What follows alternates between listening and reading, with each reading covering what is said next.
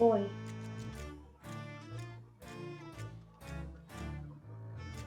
Hi, world.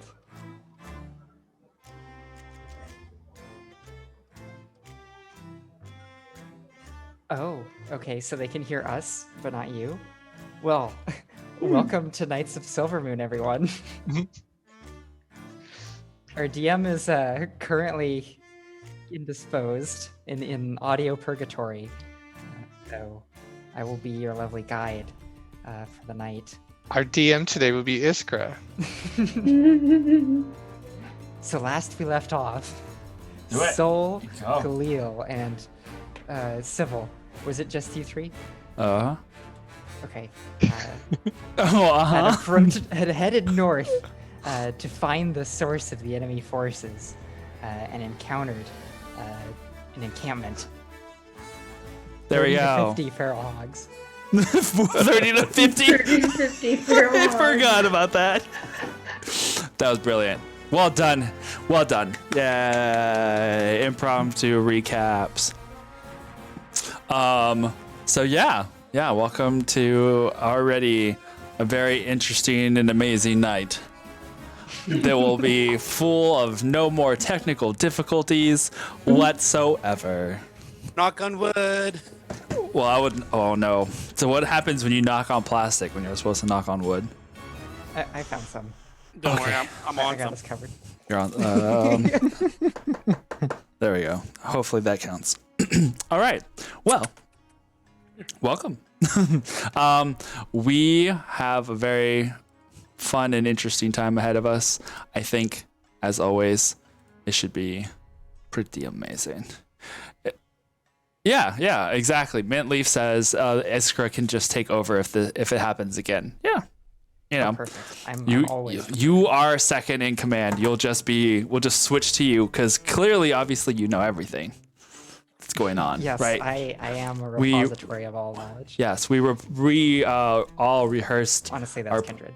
Yeah, we rehearsed all our parts. We Yeah. rehearsed. We rehearsed everything before the show so that we know what's happening. Welcome to our very special pirate episode. We are 100% be doing that one day. I am so Yeah. That would be, I would be up for that. A pirate crew. I think September something is Talk Like a Pirate Day. yeah. We'll have plenty of time to plan our piratey adventures on the high seas. Just gonna say parlay a lot. That's all I'm gonna do. Parlay. Cursed be whoever came up with the infernal word parlay. They be more like guidelines. Anyway, You sunk my battleship. I remember Terrible. exactly when Barbosa said that line. Yeah. Definitely. You sunk my battleship. Anyway, well, I guess to get us started, just jump right in with our little intro to get us started with our crazy night that we have in store for ya. And go.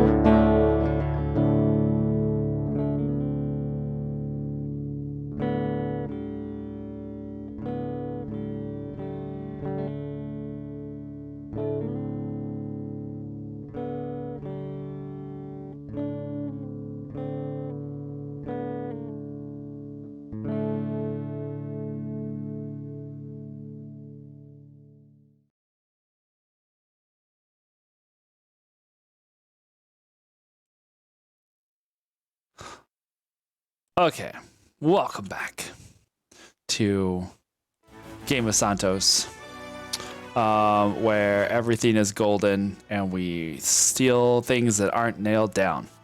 That's not true. Well, For most of so us. and the blankets. Yeah. Oh, yeah. The blankets, the soap.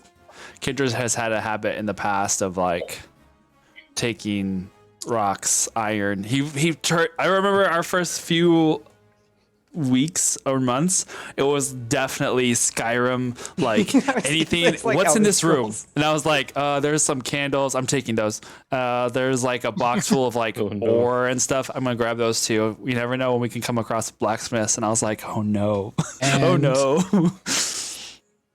I use most of the stuff I take, or at least give it to someone who can use it. Right. Sure. That's true. Sure. So I make use of stuff. Always. Okay. Good. So, the kiddo. Last we left off on our lovely adventures, the party had temporarily split directions with their fellow allies. We had on one front, we had Galil, Sybil, and Sol go with a couple of their Evermorian counterparts on Moorbounder back, going north, trying to find the location of the rally point / portal that the Thayans had been using to bring in extra forces to the northern parts of Faerun.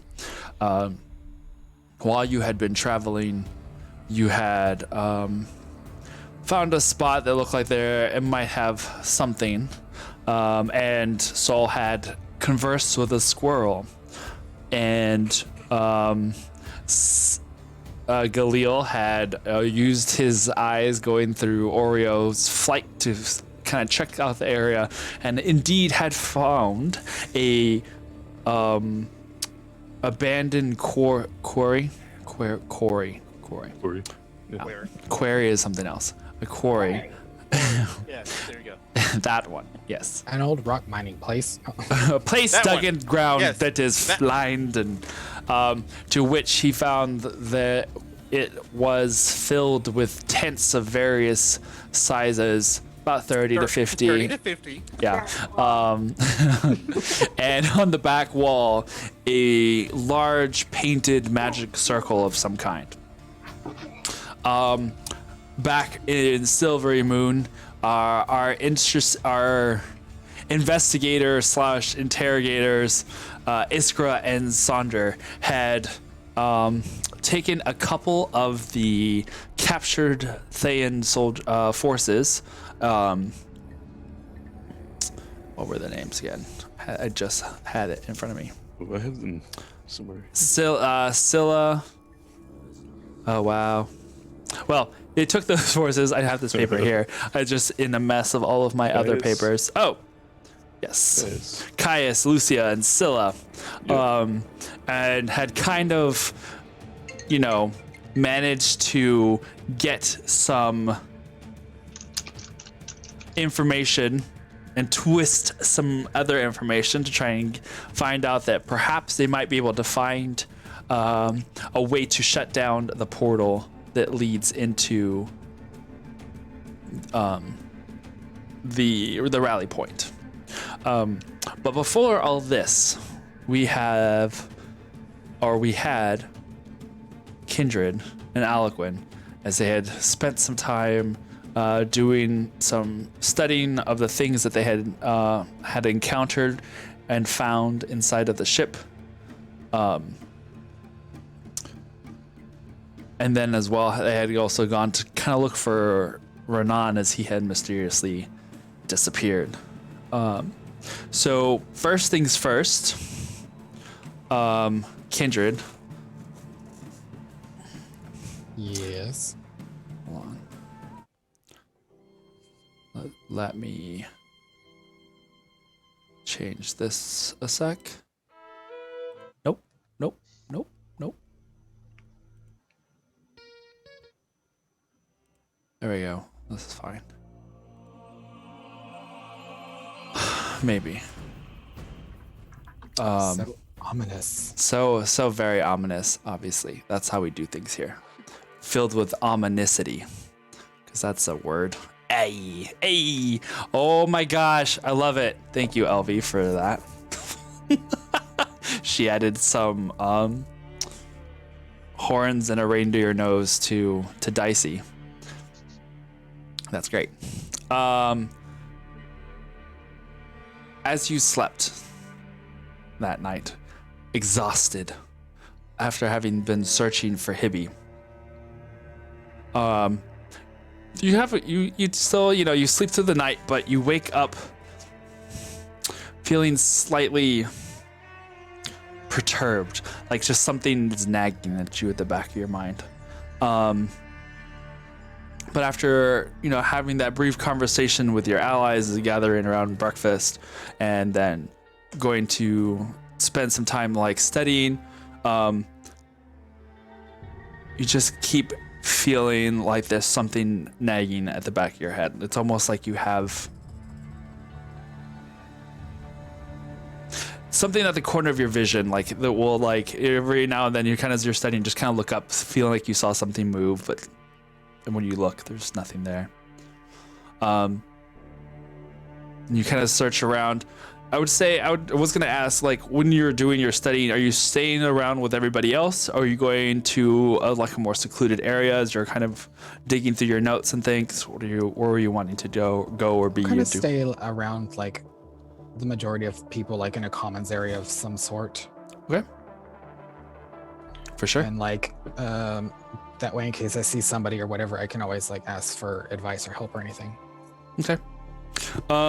So as you look over some of the scrolls that you had found there within the treasure vault, if you will, of the Fang, you do find that most of these scrolls are indeed of scrolls. I know.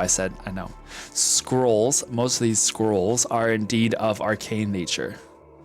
You find there a scroll for Wall of Stone. Wait, Wall of Stone? Mm-hmm. Okay. Wall of Stone. You find one that would create an arcane gate. You find one that creates an arcane hand. And another one that will animate an object. Some of the papers that you had found there in that room, looking over them, and we'll say that this over the course of an hour or 2 hours worth of looking over the scrolls and then looking through the papers that you have found. The papers seem to be reports on taxes collected and quote-unquote gifts that were given for the Empire is to gain or garner favor. That had been collected along the route that the Fang had taken from a place called Tazir. How do you spell that? It is, hold on, grab it right. Tez, I think it's double I. Teziir. Yes. Teziir. Ti double g. Yep, that's the one. Yes. Teziir. Okay, so that seems to be what most of those notes have or are talking about. You see them that they mention the gold that was taken. They mention potions that had been offered. A set of mithril armor, which you assume is the one that had been discussed before. And then a pair of ornamental scimitars.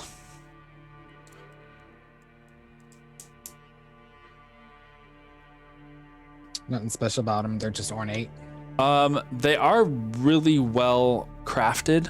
One of them in particular is crafted in a manner that almost makes the hilt go into the blade in a way where it looks like either a blowing or shifting wind that kind of goes from hilt to into the blade and kind of creates that curving arc. But further like look into it would require probably an identification. I would do so whenever Okay. I can. And in trying to do so, you will really feel that spell would fail. Fuck divination. Okay. So then, realizing that, I'm like, well, got to do this the hard way. And we'll continue. Continue looking over the things. I'd say at that point, then Alcuin and the rest kind of come up to you with the intent of looking for Renan, trying to see where it was that he went. Where would you like to go and look? I know he wanted the dragon, so let's start there. Let's see if he's back at it. Yeah. Okay.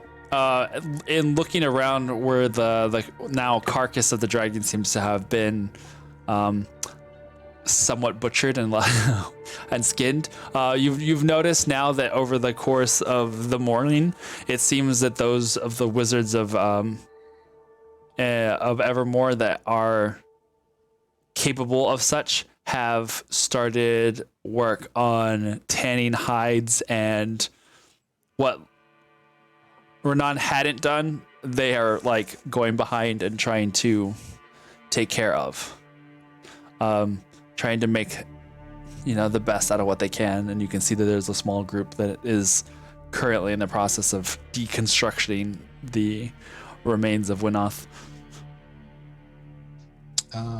I want to go up to one of the people working on the hide. Okay. And do you think it would be too much if I could just have a tiny souvenir of a scale, just for my personal? I don't see why not. Here, let me get you some. And he goes over and like grabs a little folded piece, sectioned out, like still wet skin. He goes, You want this, or you want just like the scales or something? I just want just a tiny little scale. Nothing big. okay. He grabs like this nut shearing knife and just like cuts off a couple of scales and puts them in your hand. They're still a little like gooey-ish. It's like sequins. Fish scales. Yeah, almost. All right. In looking about, you don't see any Renan anywhere around.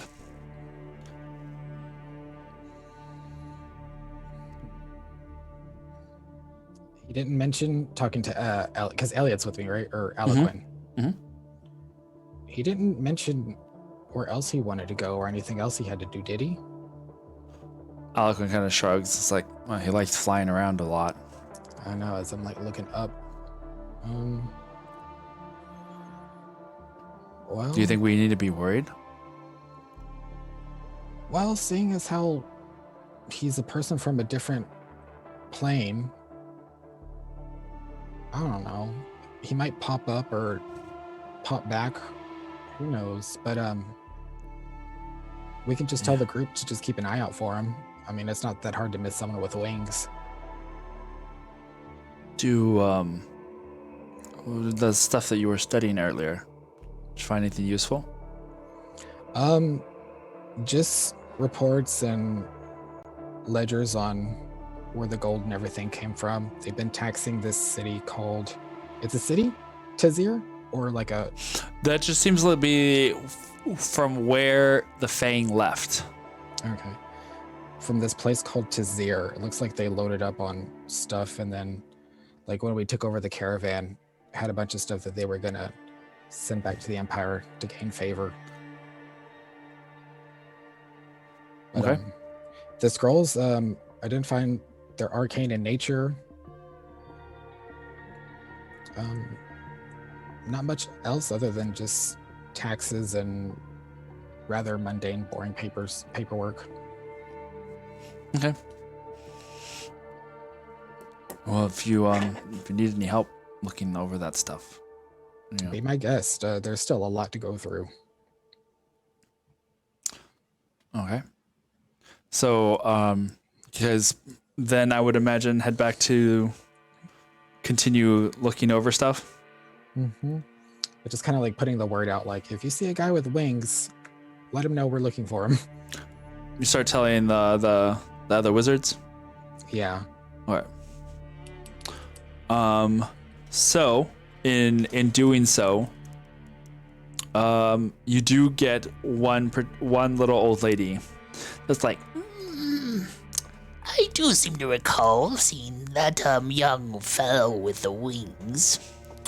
just kind of like chewing on this like piece of stalk of grass. He was walking about with some other younger fellow. Looked like a little half-orc young man.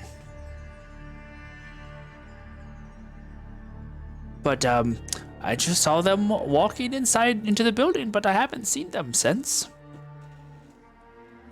Into the Vault of Sages? Yeah, they went inside the building.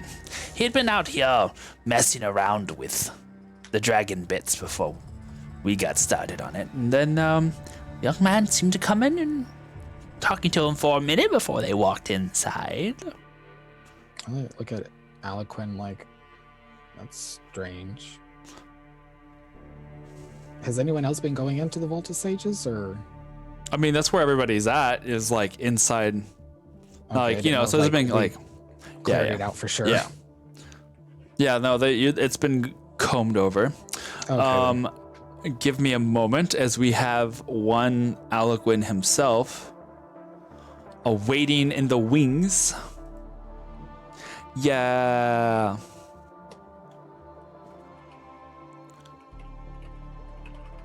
Let's see how I can fix this real quick. Give me just a moment. Magic Buddy. Hey. Hello, friend. How y'all doing? Good.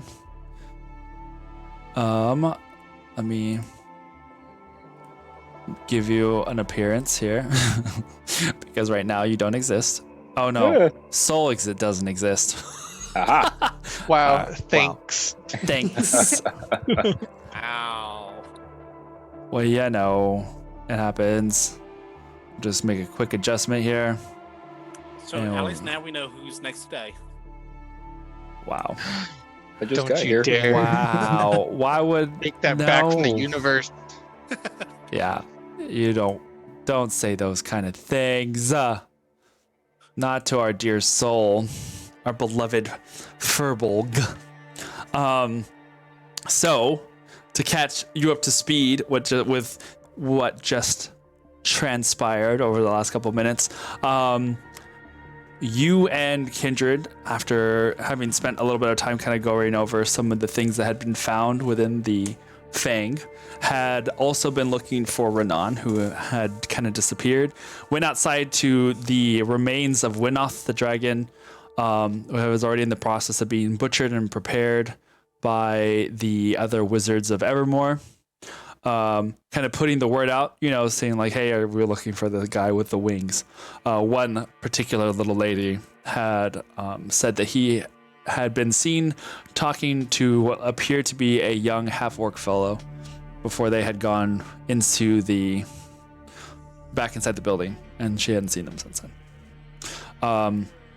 But at the moment, you two are the ones that are still here at the Vault of Sages. Iskra and Sonder are in the process of interrogating some of the Thayans, trying to see what information they can get. And we'll probably say within the next hour or so, Sybil and Sol and Galil are going to be heading out to go look for this portal or rally point.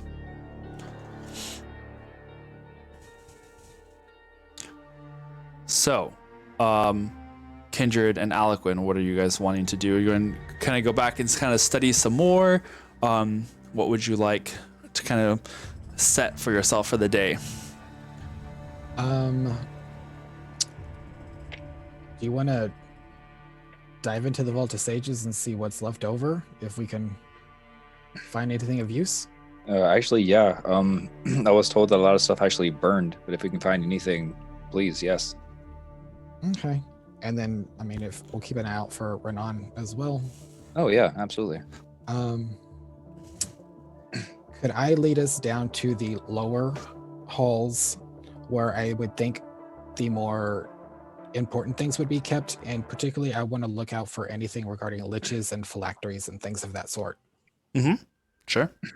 I'm also going to be keeping an eye out for Lazaro, if I can find him anywhere. So far that you haven't seen him in any of the prisoners that have been kept.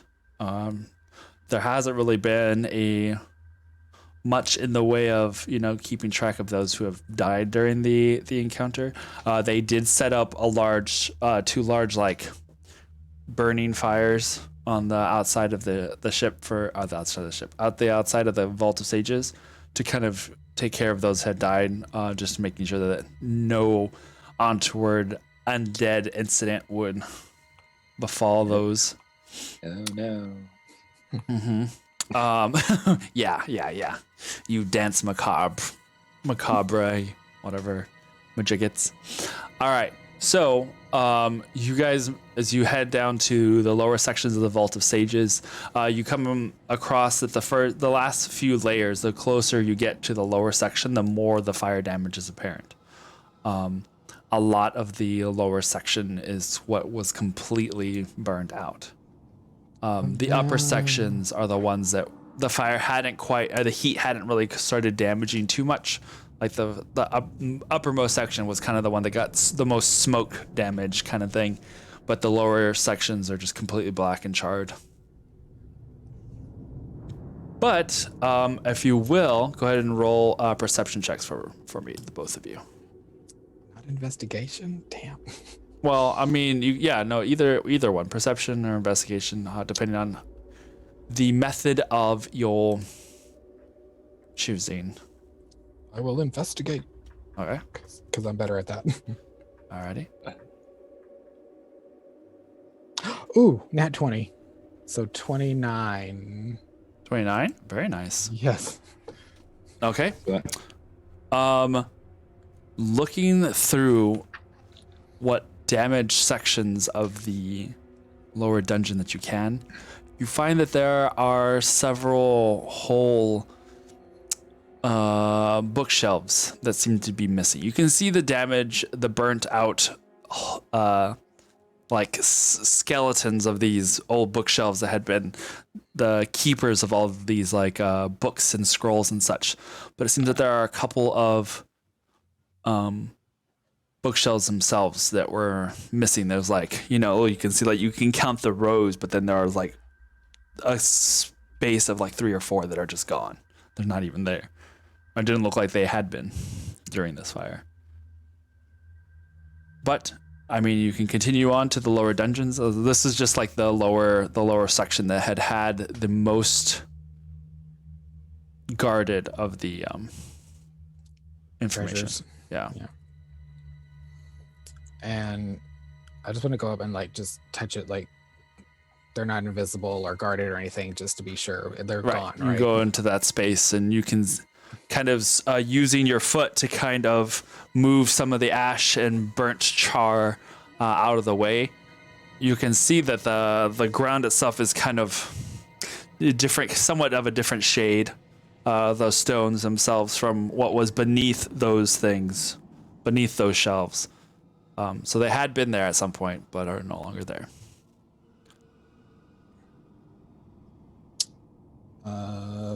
So Aliquin, I want to push, it's not a secret trap or anything. I want to push them or a switch or anything. Switch or anything? Yeah, no, nothing seems to move or anything.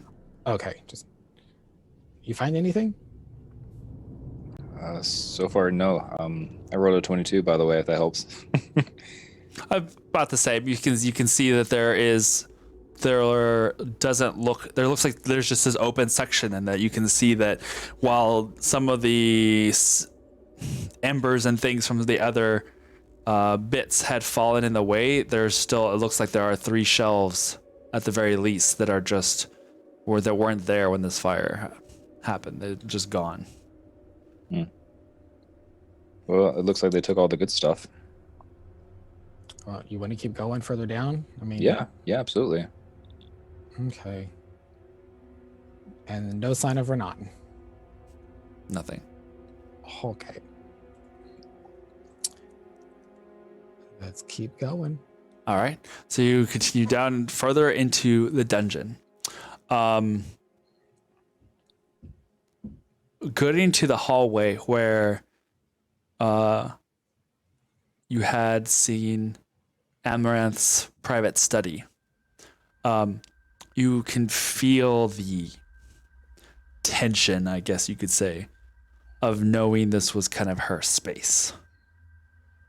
And walking down this hallway towards the dungeon that the last time you were here, well, time before last that you had been down here, you're heading towards that same area. And then Iskra and Sonder were still in the camp around us, but they were interrogating people. At this point, yeah, they would have still been up there interrogating people. They were going to head down here too, after a bit. Okay. So they'll probably be coming down in a little bit, but for the moment, it hasn't quite happened yet. Okay. Wait a minute. I'm gonna spice murmur those two. Hey guys, Aliquin and I are looking through the lower depths of the Vault of Sages, just in case we disappear for a while or something happens. We're down here.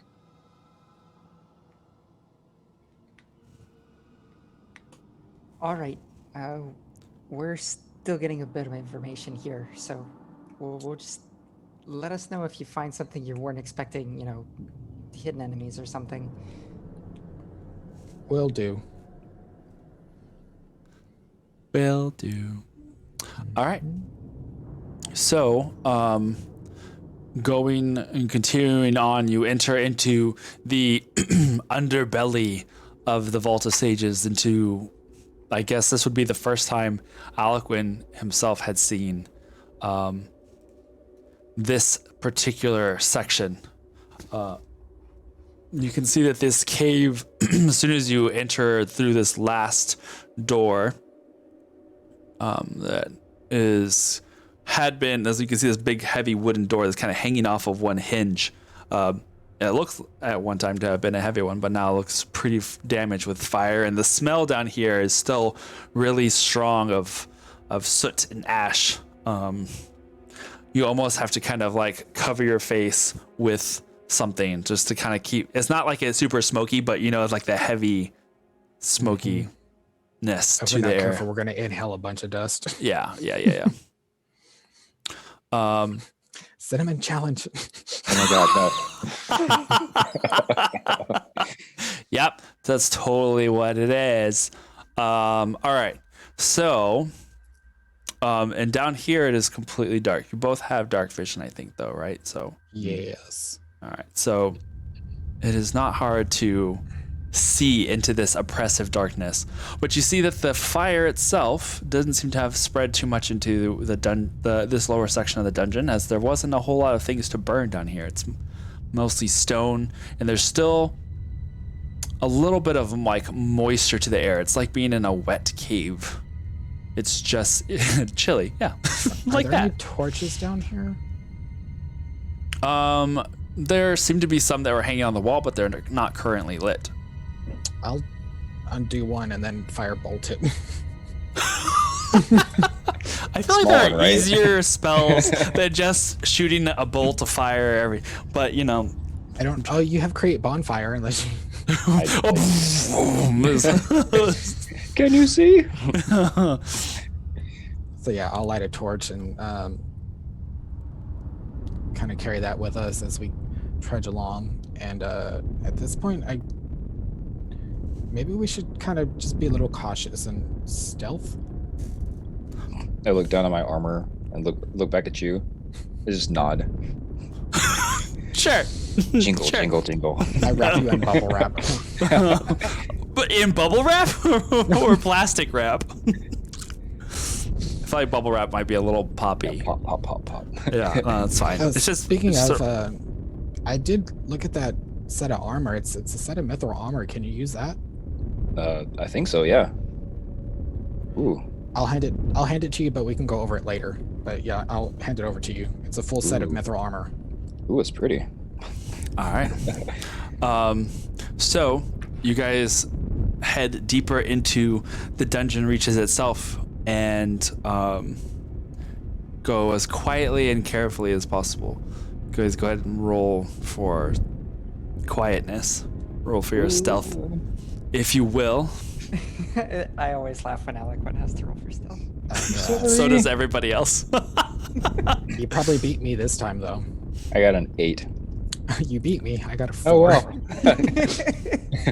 Well, Jingle, jingle, it makes jingle. sense. That's how we have a torch. The armor, the light lit torch kind of shines nicely off of the armor that It's like a disco ball going down the hallway. it just like lights everywhere along the wall. It's perfect. You can tell by the way I use my walk. Perfect. Well done.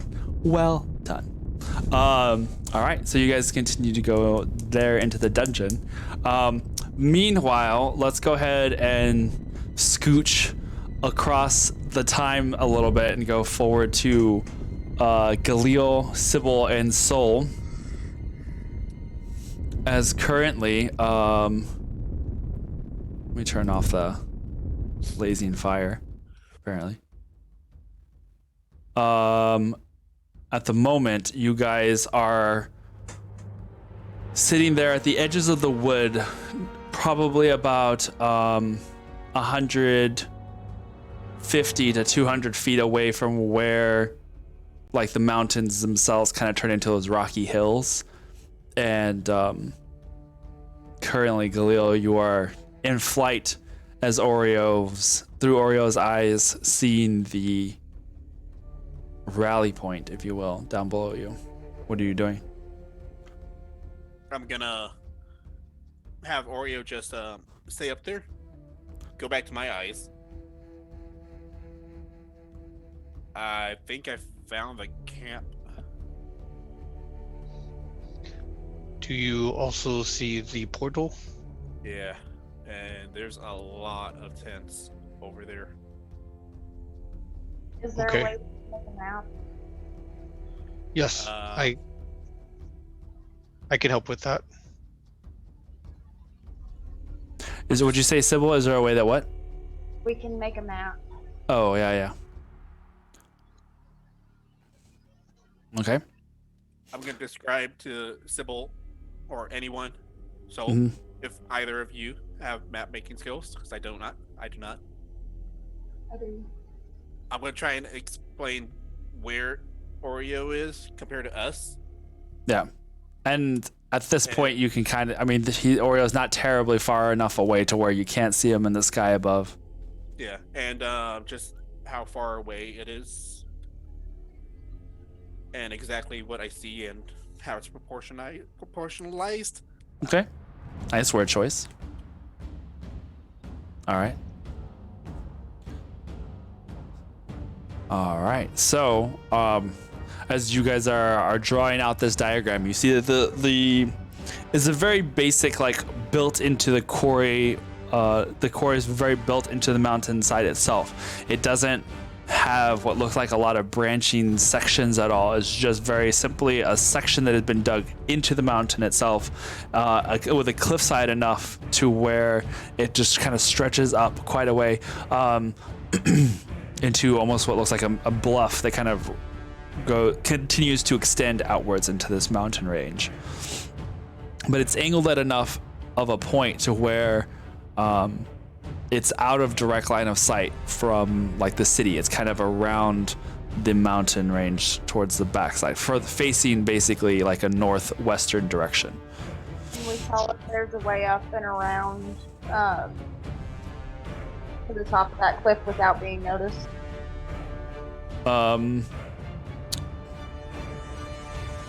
from the description that Galil provided, there's a possibility of you could get up to the edges of the bluff and kind of come around along the wall. You could probably manage to slide along that instead of coming up from any one particular angle if you want to get a closer look that way. But there was no real, you couldn't make out like any specific guard posts or anything like that. But there are no trees or anything that is directly in front of it to where you could kind of use that as cover to approach from the front specifically. Let's go to this one. So, what would you guys like to do? I'm gonna go ahead and spice murmur everyone and let them know. I think we're a bit of a ways from that. Yeah. Oh, guys are- there's a you guys are- distance limit? Yeah. Gotcha. I think How Spy's far- Murmur is a mile. How long of a trip is it back? It'd be about an hour. It took you about an hour to get here with the Moorbounders. So we're here for intel, right? Yeah. So how about one of us goes back to gather the others while a couple of the rest of us stays behind to gather more intel to see what kind of numbers that we're working with. I'm okay with that. Yeah, I like that idea too. We can maybe figure out a way to flank around to the backside so we have advantage of the high ground. Also, All right. How many of these creatures are there for the rest to come and meet us?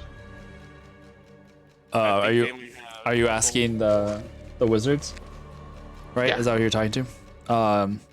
Kalish kind of looks over at Pierre and Bo and just kind of shrugs a little. He's like, I think we probably brought about like a dozen or so. We don't have quite a lot. We just, used what we could that were trained enough to get. We were using them as kind of quick get-arounds for the city. Didn't really have like a mounted unit, if you will. Okay. We're not How exactly wizards trained for battle. Understood. I still appreciate your efforts and for being here as well. How about I go back and in case we need more, I can summon more horses to ride back with us. Sure, if you want. I mean, if you would rather, I could send the other two back so that you're not completely left alone. And we do have other, I recognize kindred druids when I see it. We do have other druids back that can summon more mounts if we need to. Okay. But that, my friend, is completely your call. And you too, my lady, you are always given express instructions to follow your orders. so why don't you go back and get as many people as you can because we're gonna need help. Galil and I'll stay behind, gather more intel, and see if we can find out some kind of a system that they're using, what kind of operation they actually have going on. As you wish. You gonna stay here, or you gonna go back with us? So, I will return with you as well. all right.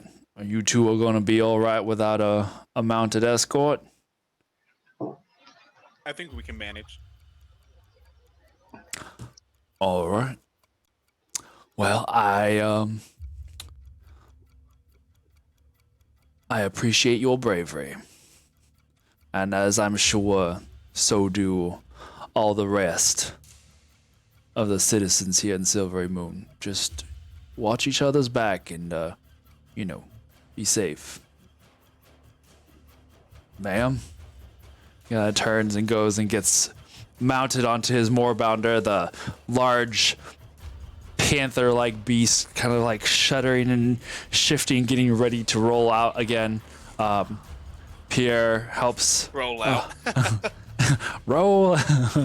Yeah, what was that? No, I'm not. I'm gonna get so sidetracked. I'm not gonna have to worry about it. So you get on the moorbounder behind Pierre, and the three of them go as quick as they are able back towards the city of Silver Moon. Currently, right now, we'll say it's about like middle of the afternoon, so it's probably approaching like 4 or 5 o'clock. What I'm going to do as well is periodically, as we get closer and closer, I'm going to test the spice murmur to see if they can hear me at that distance. Okay, so it's gonna be about an hour's travel back to get back, even going at top moorbounder speed. But at least now you know which direction you need to head. Sybil and Galil, what are you guys doing? Should we? Let's stay stealthy for sure. Let's stay stealthy. Oh yeah. All right, so then I'll have you both roll some stealth rolls for me, if you would be so kind. Hopefully, I'll do better than us.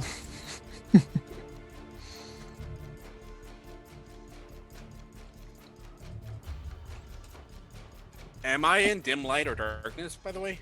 No, currently it's still afternoon, so not yet. Just making sure. Can I use guidance on myself? Sure. I need a calculator. Let me. 31. Even without? Yeah. Wow. So All right. imagine if I stay on my favorite terrain. Oh, yeah. Wow. Yeah, you are on the edges of... Yeah, that's true. Sybil?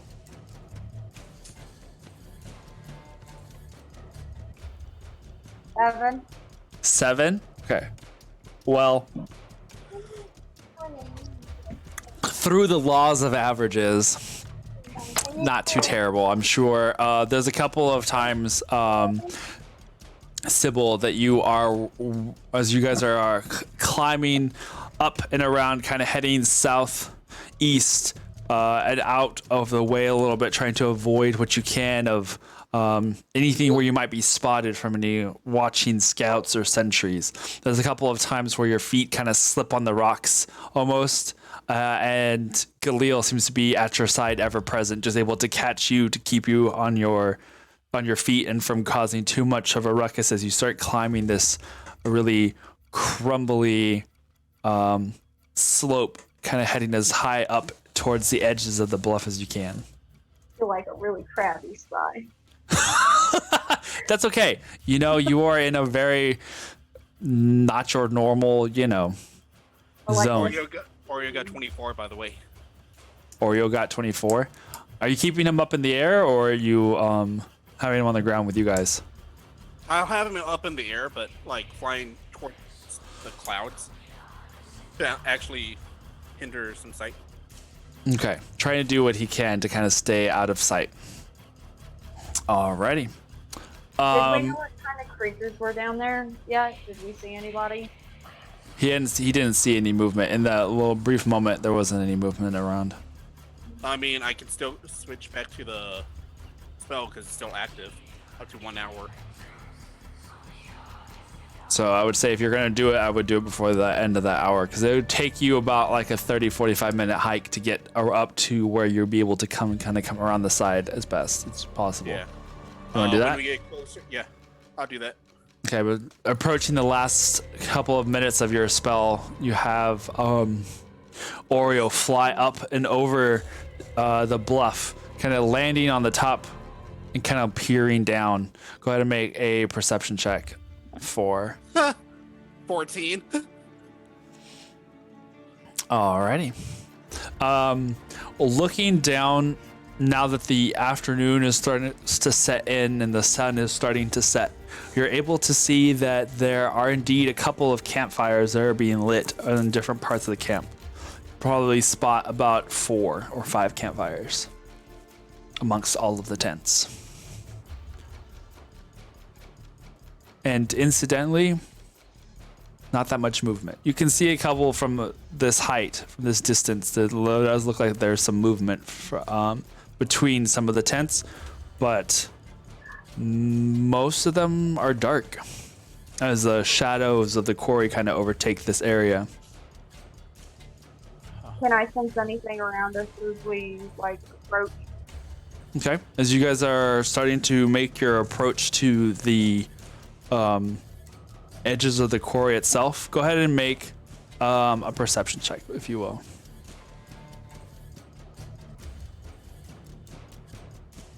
25. 25. Reaching out as best as you can as you approach the edges of the quarry. You don't sense anything in your immediate vicinity as far as any sort of creatures or feelings of any kind. You don't see any sentries posted up here either.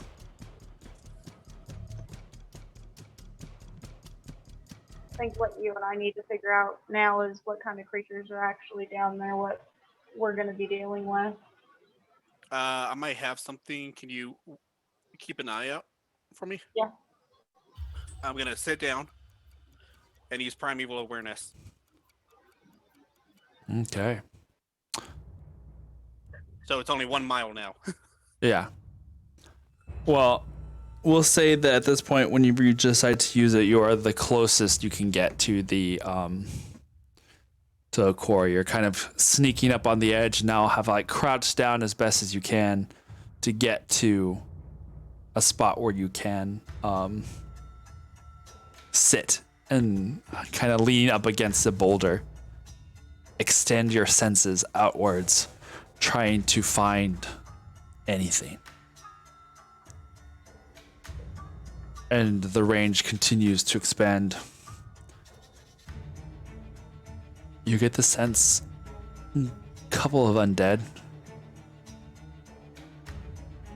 You can further sense and a few fiends pop up. Can I use guidance to kind of help them a little bit? Well, this one is not so much of a, it does not a roll for him Okay. so much. It's just kind of a sense that he gets in the general vicinity. But within that mile, that's the only things that you sense. It's some undead and a couple of fiends. Okay. I come back to senses. Okay. I don't know how many there are, but I do know that there are some undeads and some fiends there. I just can't really determine how many. Our best option is probably to stay here and keep watching until we can contact the rest of the group and they can come back. Yeah. Should we find other ways on how to approach this place? That might be best. If there's a way to flank, probably get surprise. So we're gonna go ahead and do that then. Alrighty. So, we'll say that you kind of get ready to make your next move there as we travel back to Silvery Moon. And at this point, Iskra and Sonder, you guys had just finished conversing with Lucia, and Sonder, you had Caius there in that room by himself. You meet Iskra out in the hallway there, kind of determining your next move, knowing that there was probably some information, right, that you guys were going to try and find. Lucia should be able to shut down the portal if we can help her find information in the vault. And given the way that Caius has been betraying her in there, and then spies murmur and like just go with me. then I say we give her the chance. You're muted. I agree. Let's see what she can give us. I'll have guys stay inside of his interrogation room for now. Have a guard watch over him. Yeah, he does deserve a moment to cool off. Mhm. Bit high and mighty for my tastes. I'm gonna go back inside and put the thing back over his mouth.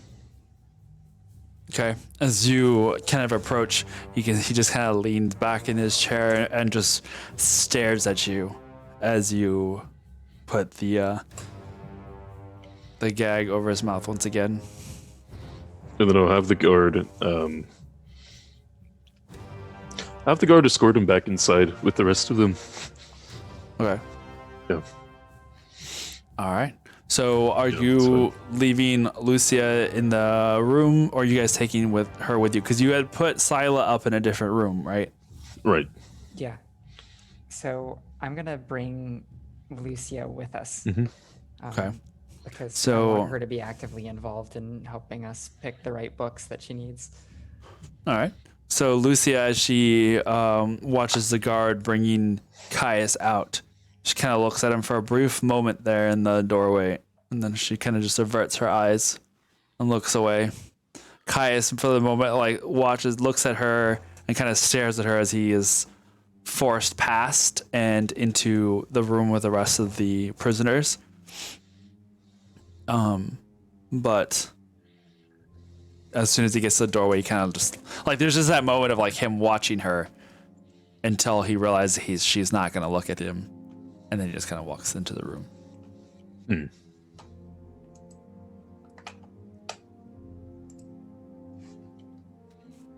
Can I do an insight on that? Sure. Okay. That is a 24. 24. In the way he was looking at her, you can see that he was definitely trying to get her attention, but she was not paying attention to him. She was looking the opposite direction, and there was a brief moment where his eyebrow raised, as in the kind of like acknowledgement of something, as he kind of then walked in. Okay. Yeah, I'll let him go back inside with the. As soon as the door closes behind him, the guard with him as well, Lucia turns her head back to that door, and just spits on the ground. Ooh. Okay. Yeah. Yeah, I think it should be okay. Let's see where she can take us. Lucia, do you have a good understanding of the way the library was arranged when you were studying here previously? Most of my study was involved with the upper sections, so I unfortunately don't know much about what is in the lower, more restricted sections of things. Most of the Nishkir were involved in that sort of thing, and it wasn't in my purview. But I would imagine that the lady, the Amaranth, Voske Amaranth, would probably have something inside of her study. It's got to be something there. She was usually present during any of the openings of the portal. At least she was there whenever I came through. Perfect. Then that's where we'll head. Sandra and I were able to save some of the books on the lower levels too, so maybe they'll be of use. I will do what I can. Are any of the Nishkir there in the cell with you? No, there were only 4 Nishkir here in the city. They are the ones doing the research. We just do what we can with scribing things. Okay. But I have not seen them here, and knowing of their import, I would imagine that they would be with Brosgin or Amaranth herself.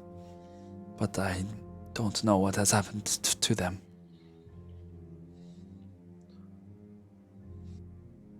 Were you familiar with any of them? Did you know any personally? They were above my station. It's not in my purview. Does the name Lana ring a bell? Lana. It is a little familiar, I suppose. There was a,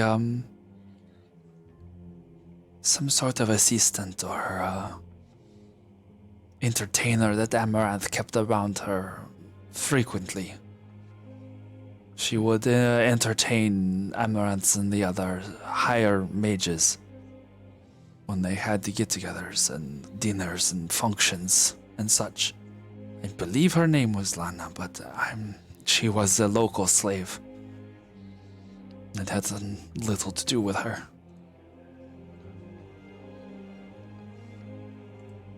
Thank you. Just curious. Of course. Let's be quick about this. I am eager to bathe my blade in Caius's belly. You'll get your chance.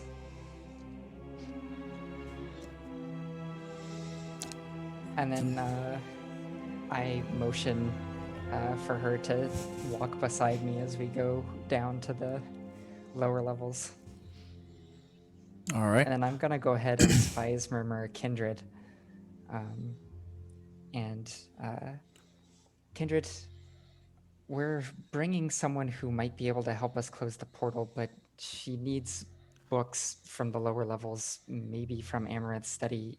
Have you found anything down there? You're muted. We always do it. It happens.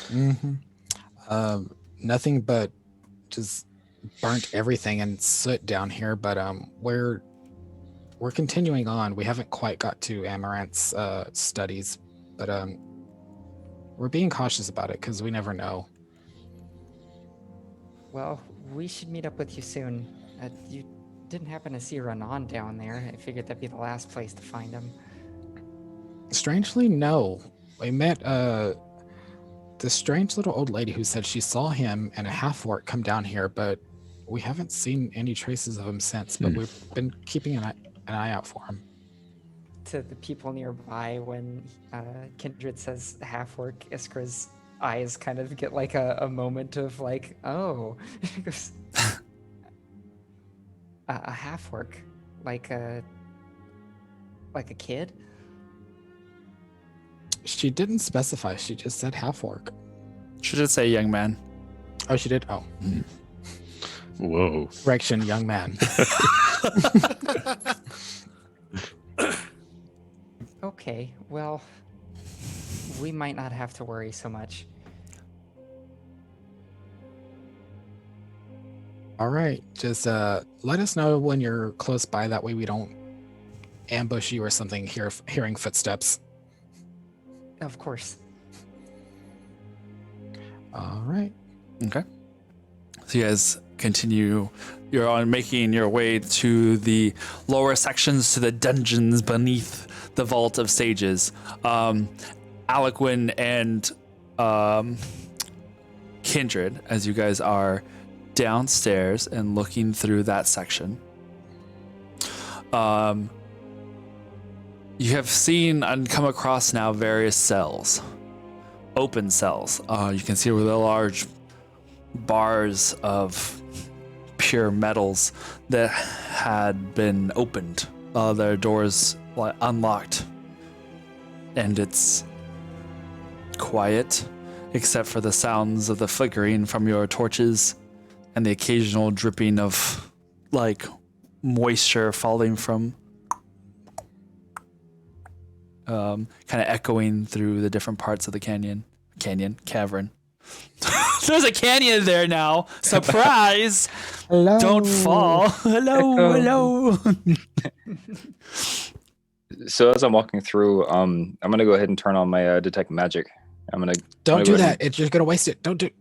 No. Am I too late? Oh no, I'm able to do this at will now. Oh, okay. It's not gonna Sure. work though. But okay, go for it. What As is- I tried to save this like spell slots. No. You go to cast a spell, and there's no reaction from it. Oh, You look over at Kindred, and what you normally would see as like blingy lights of Christmas tree lights. yeah. Jazz hands. Yeah. well, I thought that It's dead. I thought that we fixed that whenever I guess Amaranth left, or whenever the mages stopped casting or something. I guess it's still active. Or We should something? probably put that high up on the to-do list, but we just haven't got to it yet. Oh, okay.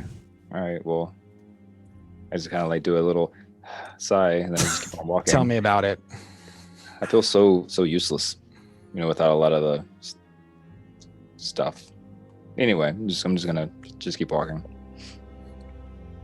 You, Aliquin, hear from the darkness. Useless. So useless. Just kind of a voice that kind of goes in the back of your mind. Just kind of, for a moment, you thought that it was said out loud. And you kind of look over at Kindred, and Kindred's kind of like just peering into the darkness, kind of as they kind of slowly walking forward, but she did not react. Well, that was kind of rude of you. Of what? What did I do? Nothing. Sorry. Kindred, Okay. you hear in your own thoughts just like, he's going crazy. Lost his mind. Just like a little faint whisper on the back of your head. Whoa. Did it sound like my inner monologue or like a different voice? Is that the normal voice? The normal sassy voice that I hear, or is this a different one? Indistinct. Okay. It wasn't quite your own inner Thoughts. monologue, yeah. You kind of bring the torches around, and you guys continue to make your way deeper into the dungeon, or do you want to stop and wait for Sonder and Iskra to Iskra. catch up with you guys? I feel like we should just wait. Not to get all weird on you, but I could have sworn I heard a voice, but I can't be sure. Okay. Well. Yeah. I mean, I guess we can just stay here. Just for like a split second, I thought you called me useless, which can't really help here. You're a magic user. Why would I call you useless? I don't know. I guess just Do I have to being- give you the speech I gave Carp a long time ago? Well, no. Screw you. I don't know, because I don't know. Like the last spell that I tried to use on the dragon, I tried to like hold monster, it didn't go through. I guess I need more practice on it. Well, it is a dragon. They are very resistant just to magic in general. I know, but still. But yeah, we should just hold back and wait for the others. Just because with Amaranth, who knows what kind of traps or whatever she could have laid. All right. I'll spies member of the group. Iskra, Galil, or Sonder. Mhm. We're just gonna go ahead and wait for y'all to get here, but take your time until we go further ahead, just because I'm getting a weird vibe, but we'll be here. Yeah, If you're down there, service. Bring When your Galil- thing a little closer, Adam. I didn't hear what you said. I said the number you have reached is Oh. no longer in service. The number you have dialed is no When, longer. When Galil and I were down there last, I had the weird feeling like I was being watched. There are some dark forces in that area. Just be careful. We'll be there soon. Doke. Okay. Sounds great. Looking forward to it. So then while we wait for them, I'm gonna count the silver that I found off the bodies. Okay. Yeah, and then just review the spell book I found. Not Okay. really getting too far into it, but just Right. kill the time. Yeah, let's find a nice little corner against the wall and a stalagmite that kind of keeps you from too much sight from further down into the dungeon. You going through the little bag of silver, you find 160 silver pieces. Oh, nice. Kind of like glance over at all the stuff you found. No, just kind of pulling one thing out after the Oh. other. Mm-hmm. So I'll count them out, and I'll split them with you because we're the ones that killed those 3 guards. Oh yeah, wow. You said 100. So long ago. Yeah, if you really. 160. I've been gone for a while. Sorry. I know. No, you're good. You're good. You're doing a good tired. work, son. You're fine. So. So that's 80 silver pieces each. Oh wow, thank you. Alrighty. Going and finding that half burned book that you had. A lot of it, you can see most of the spells that were in there seem to have been cut off at a certain point to, like, you get bits and pieces of what they may have been. Some of them was familiar spells, just written in different forms of arcanum. If you wanted to spend another good of time, you looks like you maybe have the basis for 2 spells worth of things in this book that didn't get damaged. So spending a little more time when you have the moment, you are probably able to come up with something about that. Okay. While he's doing that, I'm gonna take the armor that I just grabbed. And I'm gonna start like taking mine off and then putting that one on, and like kind of like tossing mine to the side, never look at it again. Wow, this Did whole you have that custom I made? know it's like this whole custom made arc. Well, I don't know. Like it's super clingy and clangy, and I mean it's gaudy. I mean it's beautiful bright red. I mean I'm not very stealthy. Okay, so I'm just gonna try. You don't throw it away. You give it to someone. Like, what about one of the wizards up there or something? They could use it. I grab it, pull it back towards me. Well, Thank- okay, fine. Thank you. Thank you. All right. Waste not, want not, I guess is what they always say. Exactly. Well, I mean now I have a mask that doesn't match my armor. We have an artificer back at the castle. Ooh, yeah, I kind of forgot about that. Poor Useless. Poor Barrel. That was you that time. Poor Barrel back at there needing that love. She's Okay. over there sneezing at the castle. Yeah, probably. All right, so y'all, as you guys have continued along enough, eventually Sonder, Iskra, and Lucia, you guys do manage to catch up to where God, not Sonder. Kindred, oh my God, my brain. Kindred and Aloquin are at. As you guys were coming down the stairs, you can see Lucia just looks like surprised and kind of saddened and maybe a little bit worried as she's seen how much of the lower sections has been burned and lost. You can see her kind of start to like, her brow is furrowing a little bit and just kind of like that anxious, like, there must be something that's still useful.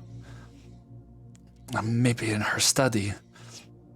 Or I know she had the sanctum somewhere down below in the dungeon, but I have not been there. Well, I have. Wait, is that where she took Galil for the wet pull, or where Yeah. she performed surgery on me? Oh, That was, I mean, I don't know how much Galil had explained about the pool outside of game knowledge. That was No, in-game knowledge, I let them know. You did? last Okay. week. So then it was a different place Okay. because there wasn't a giant pool, and it was further down and deeper into the dungeon than you guys had been for this like little laboratory that was kind of close to that hallway.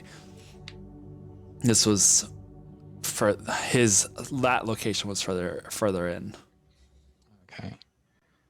But now you guys have all met up together and are able to continue along Okay.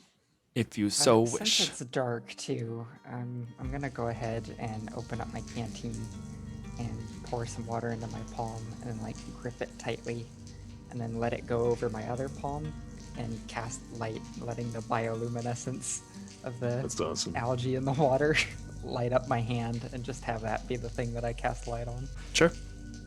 You were literally like that Lord of the Rings thing. The little, oh God, what was that? It was like a little life potion, right? Brightest star, whatever the fuck she said. Yeah. That's right. Yeah, kind of like that. So, the full review, you can see now Lucia just kind of like looking at the shadows, just like, this place feels so off. I was never Yes. allowed down here. But I'm sure she must have had something. There must be something left.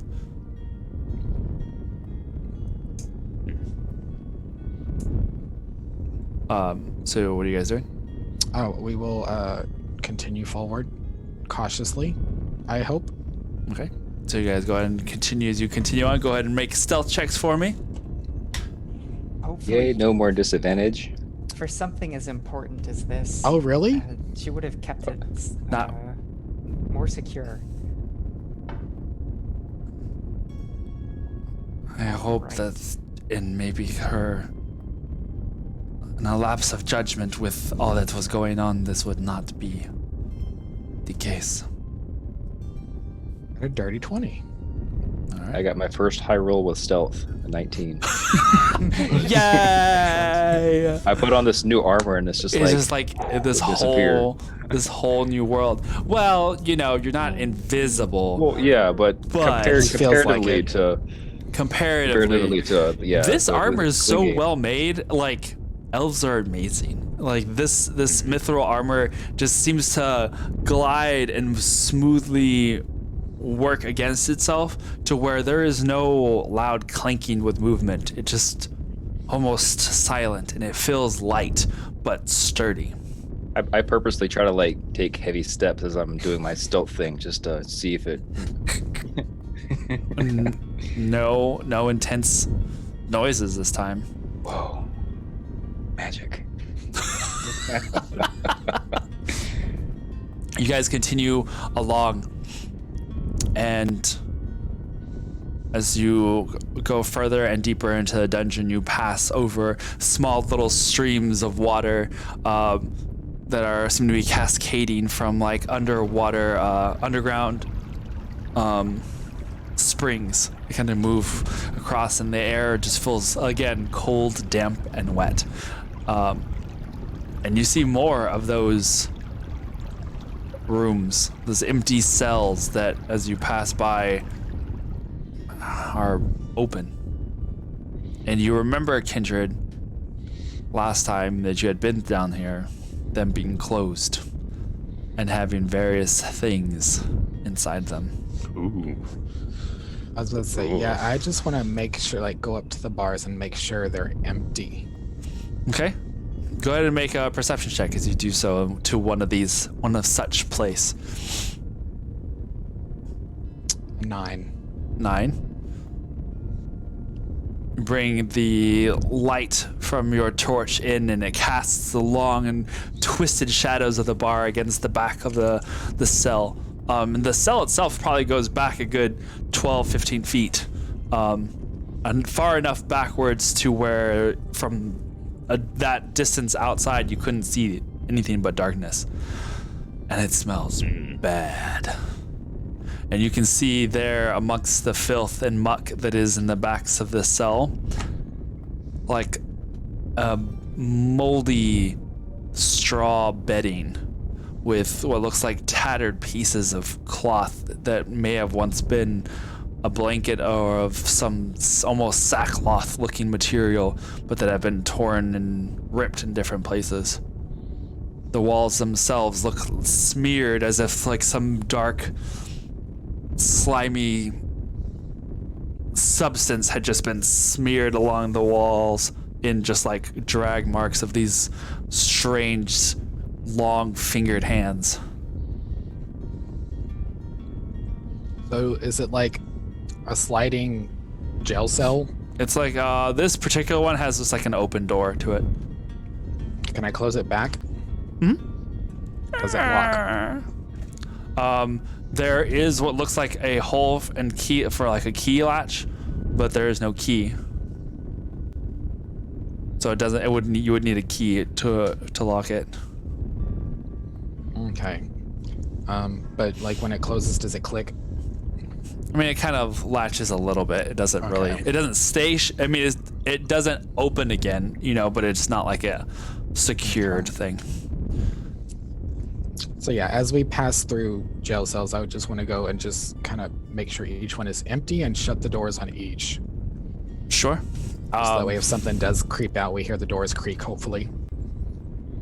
Okay. So as you guys go along, you can see Lucia just kind of like seems to be jumping at like shadows and just kind of looking over her shoulder. Lucia, yeah. What exactly are you looking for? What are you looking for? I don't know. I need to find something. None of this looks like it would be Amaranth's study or even none of this looks right. I mean, but I've not been down here before, so I don't know. It just seems like it would be a strange place for her to spend so much time in. And it just I am not highly skilled in magic by any means. But even I can sense a twisted feeling to this place. Have you been down here before?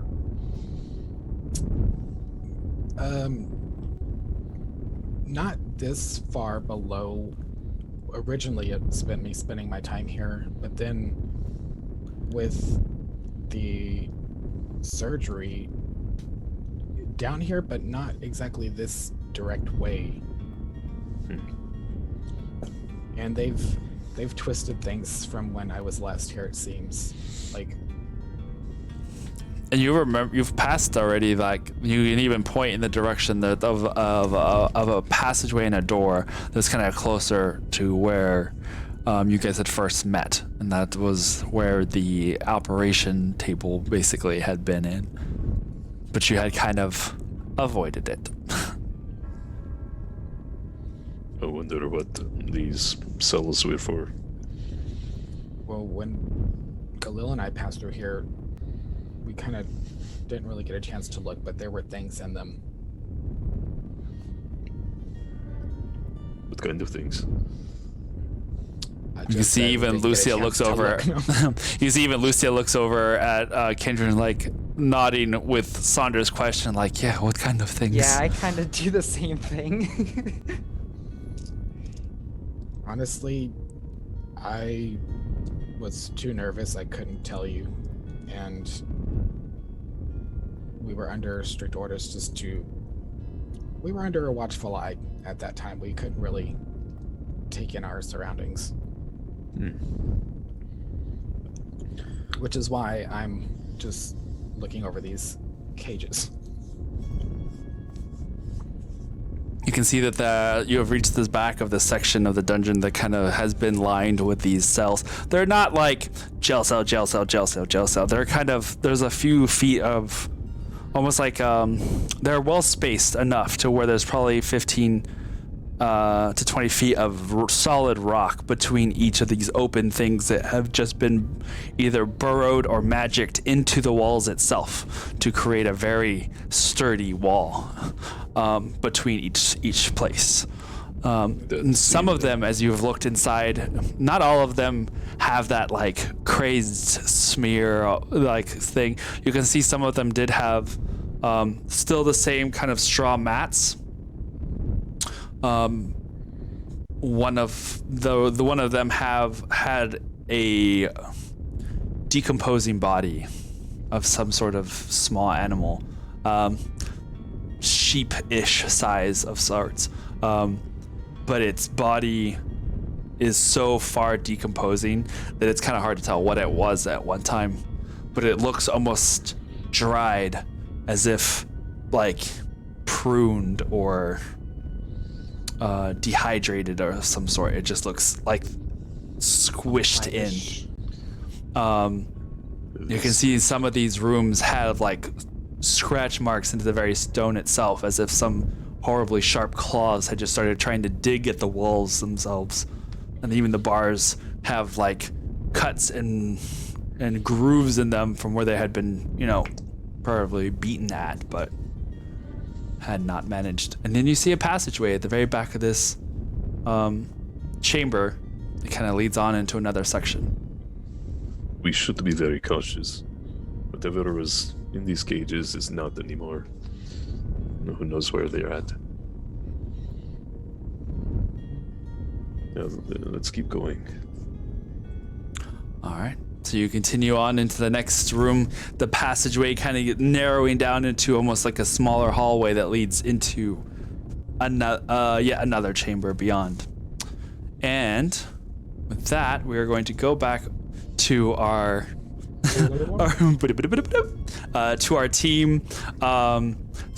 Currently, Soul, you are on Moorbounder back, like galloping as quickly as you can, riding this large creatures heading back towards the city. And Sybil and Galil, what are you guys doing? We're trying to find the best ways possible to approach this place without being noticed. Okay.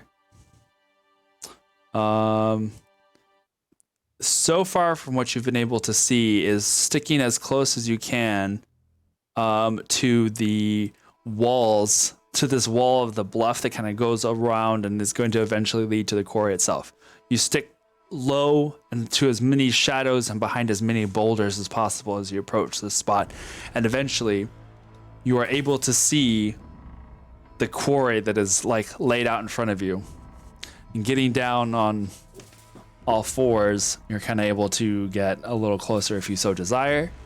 Or what would you like to do? I want to sit back carefully. Okay. I'm not there to look, I'm there to listen to what he's telling me going on. Okay. Yeah, I'm not wanting to go in by myself. Fuck that. Well, no. But you're at the very, so if like this was the wall, the quarry extends out this way.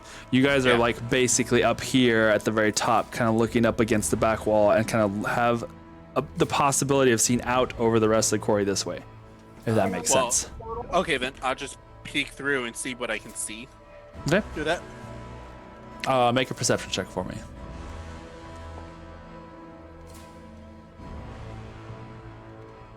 16. 16. All right.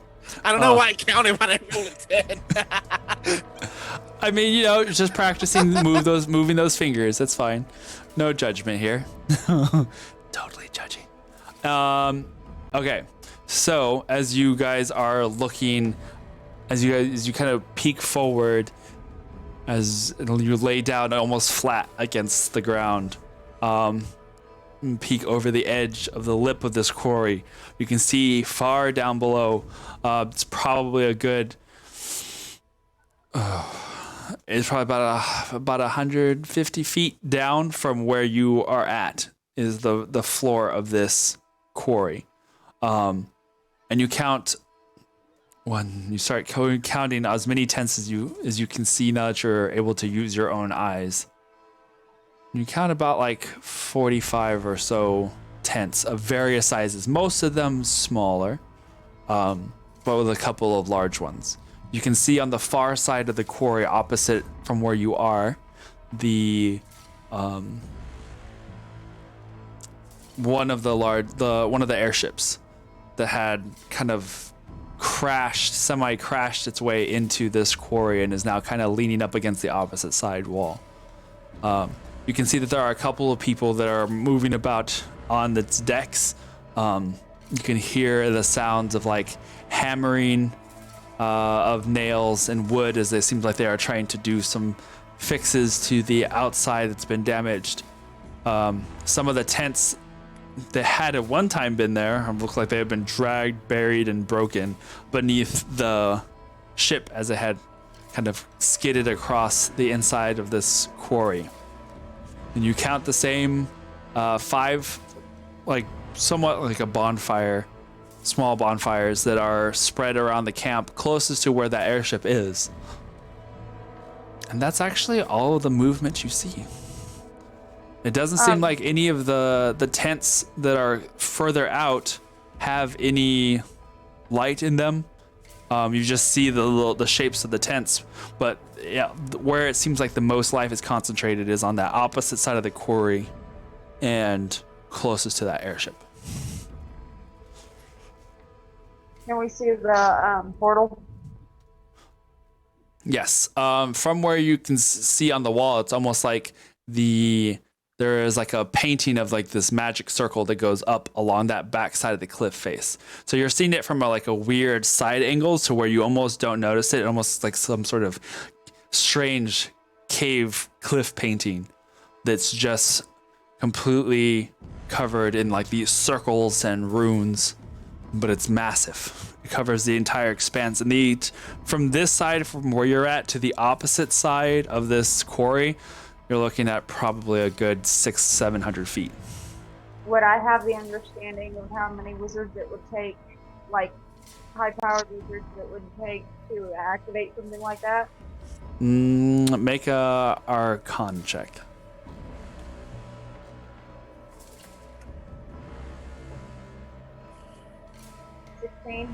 16. You have seen in rare occasions mages use teleportation circles before, and you know the size in which that space takes up. This is way immensely bigger than that. So it either would take several dozen mages is the best you could estimate, but you're not certain. You've never seen a teleportation circle this size. Would I have a hunch that, considering there are undeads and fiends around, that some of these would be necromancers? It's possible.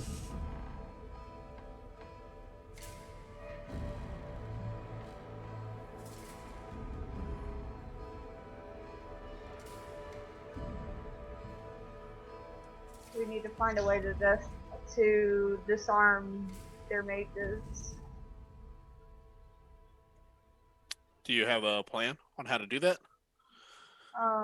It depends on who ends up showing up and what they have for us to use.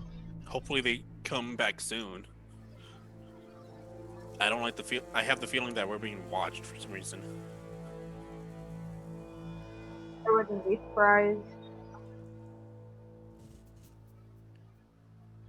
All right. What else would you? Anything else you guys would like to try and do? Should we find another way?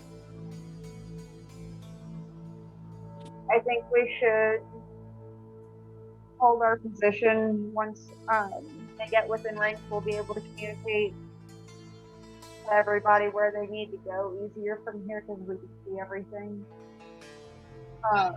I kind of want to sit back and I want to meditate and I want to make sure, I want to use my senses to make sure that nobody approaches us until our backup arrives. Alrighty.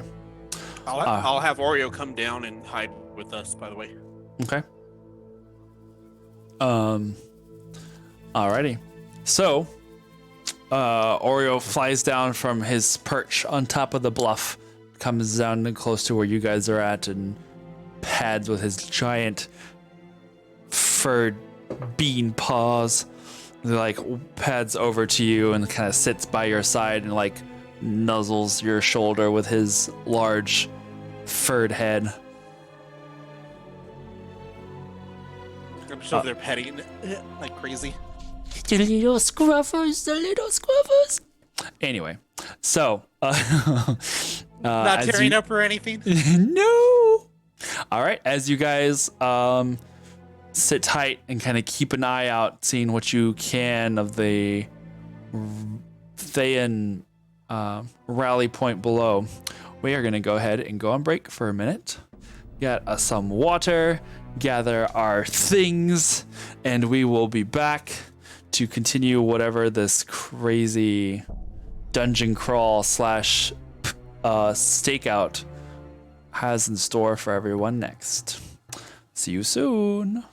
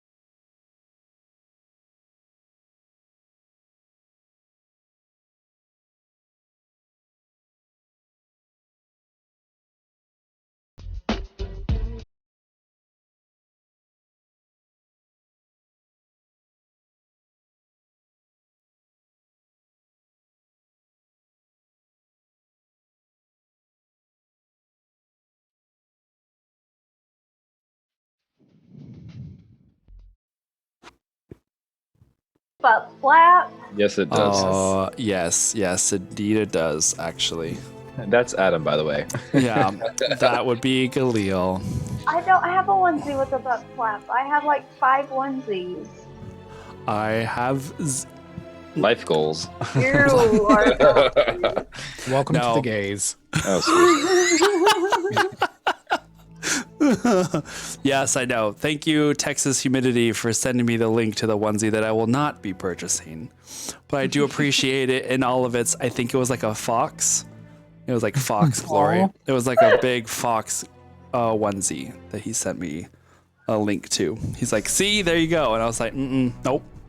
Thank you, So Texas, but happy no. to get that for Christmas. Salute. Nope, not gonna happen. I am not. I am too claustrophobic to wear onesies. It just is. It can't.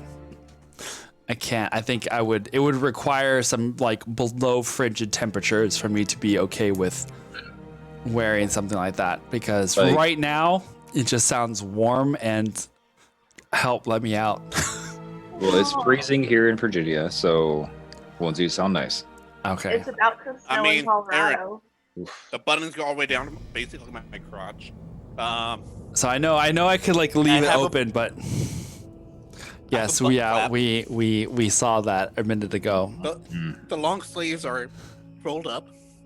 Yeah. I used to have one with a butt flap on it, but it had my slave name on it. I made a onesie once. Oh yeah. Yeah. Hmm. It was for my friend for his Halloween costume. Turned out well. All right. I think that's where we're going to end that before we go any further on any more details. All right. So, we will continue with our little dungeon dwellers for the moment, as Kindred, Iskra, I was gonna say Galil, Sonder, and Eloquin all make your way deeper into the next chamber. You can see that. Making my way. Anyway, You did it. I know. I was like, I have to, because then I take the power from you, and you don't have to use it on me. That's not how it works, but yeah. I mean, You have ice cream too? Oh. I know. I feel like all three. Well, for It's us ice on cream this party all on of the a sudden. Zoom thing, it's like Galil, Kindred, and Sybil were all just like munching. Oh, ice cream. No, it's fine. It's fine. It's gone. Oh yeah, that's what I'm saying. All three of you have like treats over there. Bah, humbug. It's fine. All right, Ice cream so. bar Snickers. Oh, that sounds good. Great. That goes unite. Anyway, all right. So as you continue on into this next room, you can see that this one is not nearly as massive and winding as the one previous, but you still hear the distant sounds of the of those little streams as they kind of cut through different portions of this cavern. And using the light, you can see that there are still a few more cells. There's probably like 2 or 3 in this room. And as it cuts towards the back, you can see a section that has a raised portcullis that is like currently raised up into the ceiling above. And beyond that, what looks like just like the darkness of another room. You had to get closer for you to be able to see. But Lucia is kind of looking around. It's like, I don't know how far down. Did not realize there was so much to this labyrinth below the vault. None of you have been down here before yet? Would I have some sort of idea how large the lower catacombs are? Possibly. Make a history check for me. Where's my phone? 1 second. Oops. All of a sudden, you see Kindred's face just go. As he disconnects from the Matrix for a moment, his avatar T does the T pose. Just This history check brought to you by Onesies with Platforms. History. 28. 28. You know that there is an extensive underground waterway system that goes throughout Silvery Moon. And you notice there are some parts of it that extend from the north bank to the south bank. But as far as you knew, not much of this was actually used by anybody within the vault. Like, none of these cells were here. And any sort of connection between the Vault of Sages that you see now and any of the waterways seems to have been newly created somewhat. Like, there's still aspects of this cavern that are obviously like it was here already. But as far as like how wide some of these areas are, they look molded, almost as if they had been constructed for who knows whatever sort of things had been done down here. But you see that section with the portcullis that kind of reminds you of what Galil had described before.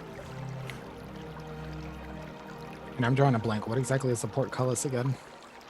So a portcullis is like you would see those when you enter into a castle. A portcullis is normally like that like barred gate that they would lower.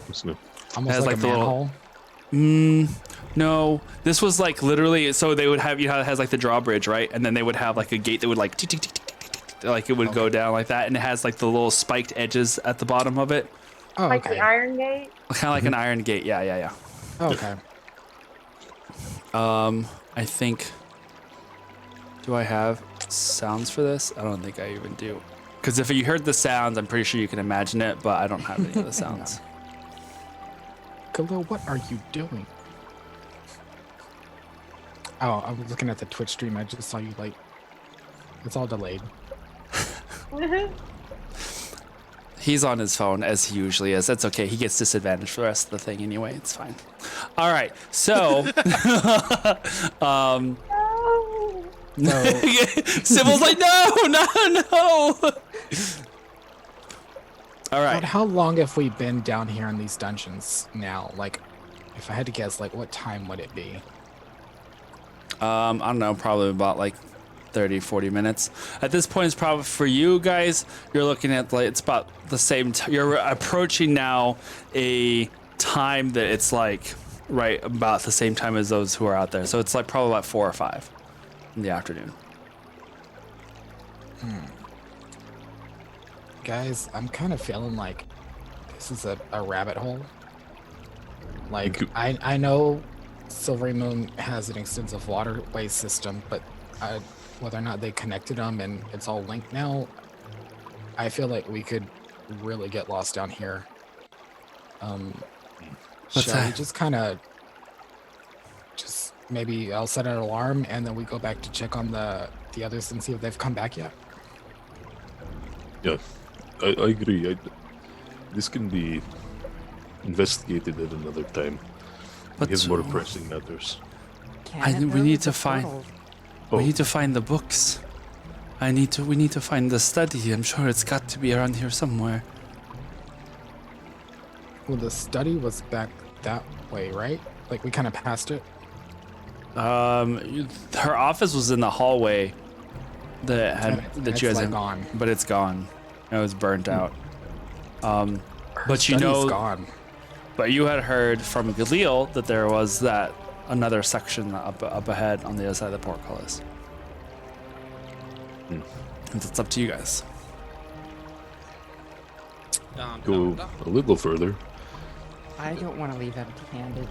I feel like, let's say the others did find what we were looking for. If we don't have a way to shut that thing down, they might be risking their lives for nothing. I mean, Right. if it's a giant portal, as long as you do enough damage to it, it can't, and take down its structure, it can't function.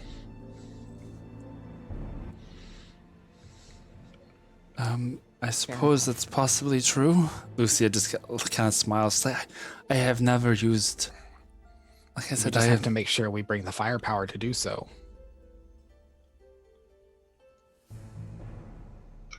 Let's just go down a little further. Yeah, we If came we all find this what we way. are looking for, then great. But let's not spend more than 15 minutes traveling. Okay, I can agree to that. Yeah. If it's past the portcullis, from what Galil said, then I think It we're should on the just right be up path. ahead. Yeah. Okay. So, I will actually grab onto Saunder's shoulder, and then you see out on my neck, Malzahar kind of slithers back down, and eyes go blank, and he starts slithering up towards the portcullis, and I go into his senses. Okay. You see Lucia as she sees this happen. It's like, ugh, just like takes a step back from watching the snake slither out in front of her and towards that back section. Are you guys approaching it all, or just staying where you're at? I'll stay with Kindred. Okay. I'm gonna approach a little. Okay. It is so. Okay, using the light from your bioluminescent watery hand water, you can follow this Malzahar as he slithers around the various rocks and things here on this cavern floor and heads over towards that portcullis area. As you guys are approaching, go ahead and make perception checks for me, if you will. Ooh, okay, 18. Am I able to like walk with Kindred, or Kindred's, have I to think stay still? Kindred's staying still. I can't you can't move at all? hear Right? or do. I can move. It's just I have no idea what would be happening. Perception is wisdom. I'll stay there right? Mhm. Okay, 18 for 18? Malzahar. The All right. 13 for me. What was it? 1-3. Okay, 13. moving forward, you can start to light up the inside of this area on the inside of the portcullis. And you see that this section is much larger and carved into the wall, just like the previous cells. However, on each side of the inside of this portcullis, you see that there are these large, heavy, like theater-styled curtains that hang on each side. And beyond that, you can see the smooth, carved-out walls of the inside of this area. You can see a desk and what looks like a small bookshelf at its side. I say out loud, "Hey." There's the desk. As you continue to approach. Yeah, I'm gonna stay behind Malzahar, but Okay. I'll walk in as Malzahar does. Sure. He would trying to stick to the walls as best he can, slowly, cautiously make his way in. Okay. As you approach, you can see that the desk itself seems to be devoid of anything on top of it. Just like a simple, like, heavy wooden desk. It's got a couple of drawers on either side. In the bookcase itself, it's empty as well. I'm gonna go ahead and just walk right up to the desk and the bookshelf. Okay. Malzahar, as he kind of comes along the side of the wall, you can see that this section, even though there's the portcullis at the gate, it kind of goes back and over to the side. You can see that there's another section where there are some holsters, I guess, in the sides of the wall where you could see that you could place torches, although currently there are no torches there. And in the very center of this open area is a deep pit. Probably goes down about 12, 15 feet.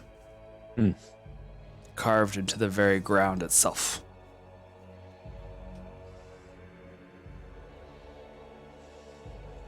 So watching Iskra kind of approach Malzahar, I'm just gonna like keep an eye out on the perimeter, make sure nothing starts happening as she approaches. Okay. Alrighty. Let's see here. All right. As you do so, you don't see any. There doesn't seem to be any change in anything around you.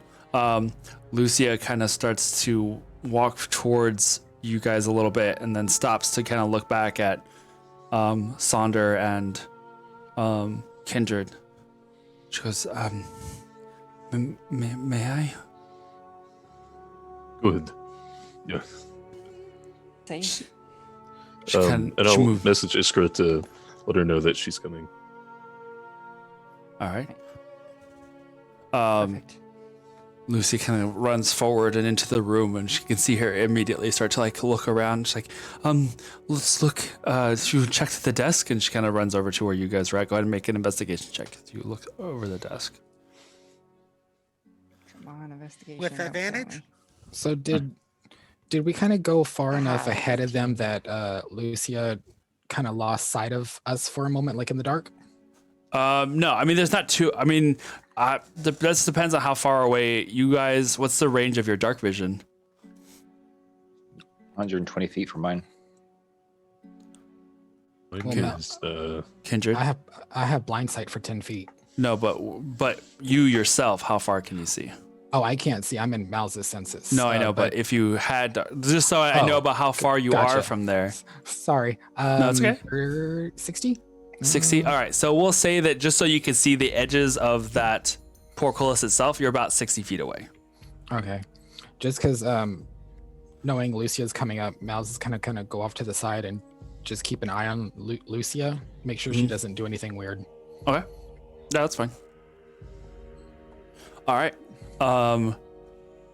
You then see, what was it that you rolled? You said Harriet?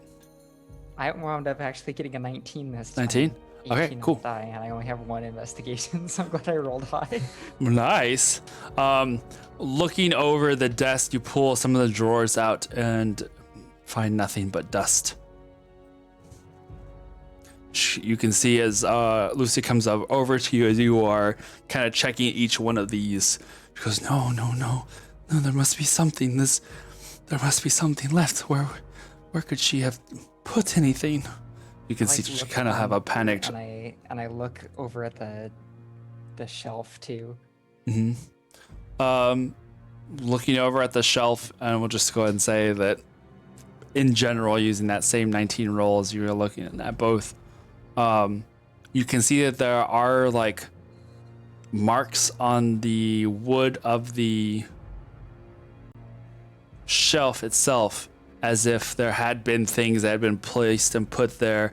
There are some like little burn marks that make little circles, almost as if something acidic had been placed there, but then had burned the wood for a moment before. So it looks like someone who with a really crazy alchemy set, had just kind of spilled different things. So you can see that there are like some cuts and grooves, or you can see that there is dust that has been put in different places, but nothing that, nothing like, other than that, nothing physically present. You said there. Someone packed up. You said there was a pit over there. Hmm? I'm gonna walk over to it and kind of like look down to Peek in. see. Yeah. Make a perception check for me.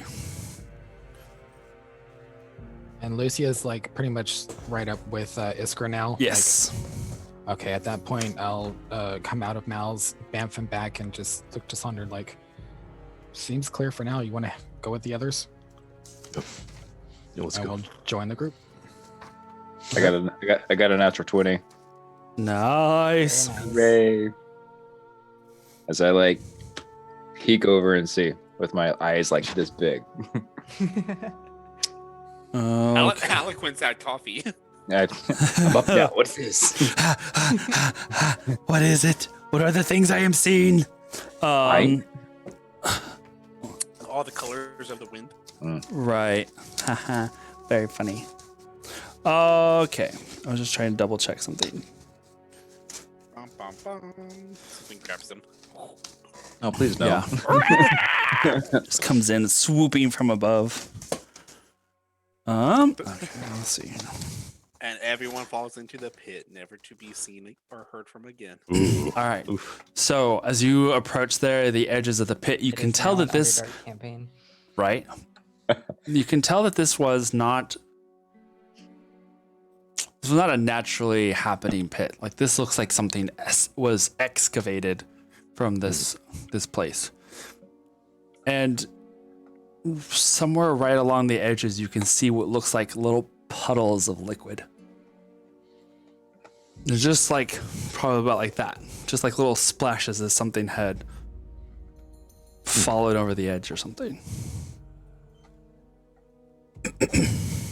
I'm gonna take the cuff of my my cloak and I'm just gonna like this. I'm gonna touch it. Little puddles. Okay. And then like sniff it to see. What is the first rule of science? You don't sniff, you waft. Oh, gotta wait. right. You Sorry. waft. Sorry. You waft.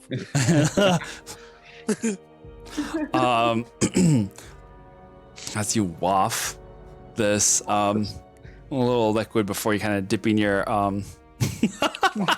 That's a wop. Oh no! Ass puddle. I don't want to be in this cavern anymore. Cannon. I don't like this. here in this Kicking cave with this hole. wet ass puddle. Yeah. Oh boy, I'm never gonna be able to hear it ever again. Yeah. Okay, so It's you don't hard. make that perception check. We'll just use the same one. It's just like you get this smell. It almost smells like spit. Ooh. 'Cause I know what that smells like. It's That's just a- a very strange, like, You know that smell.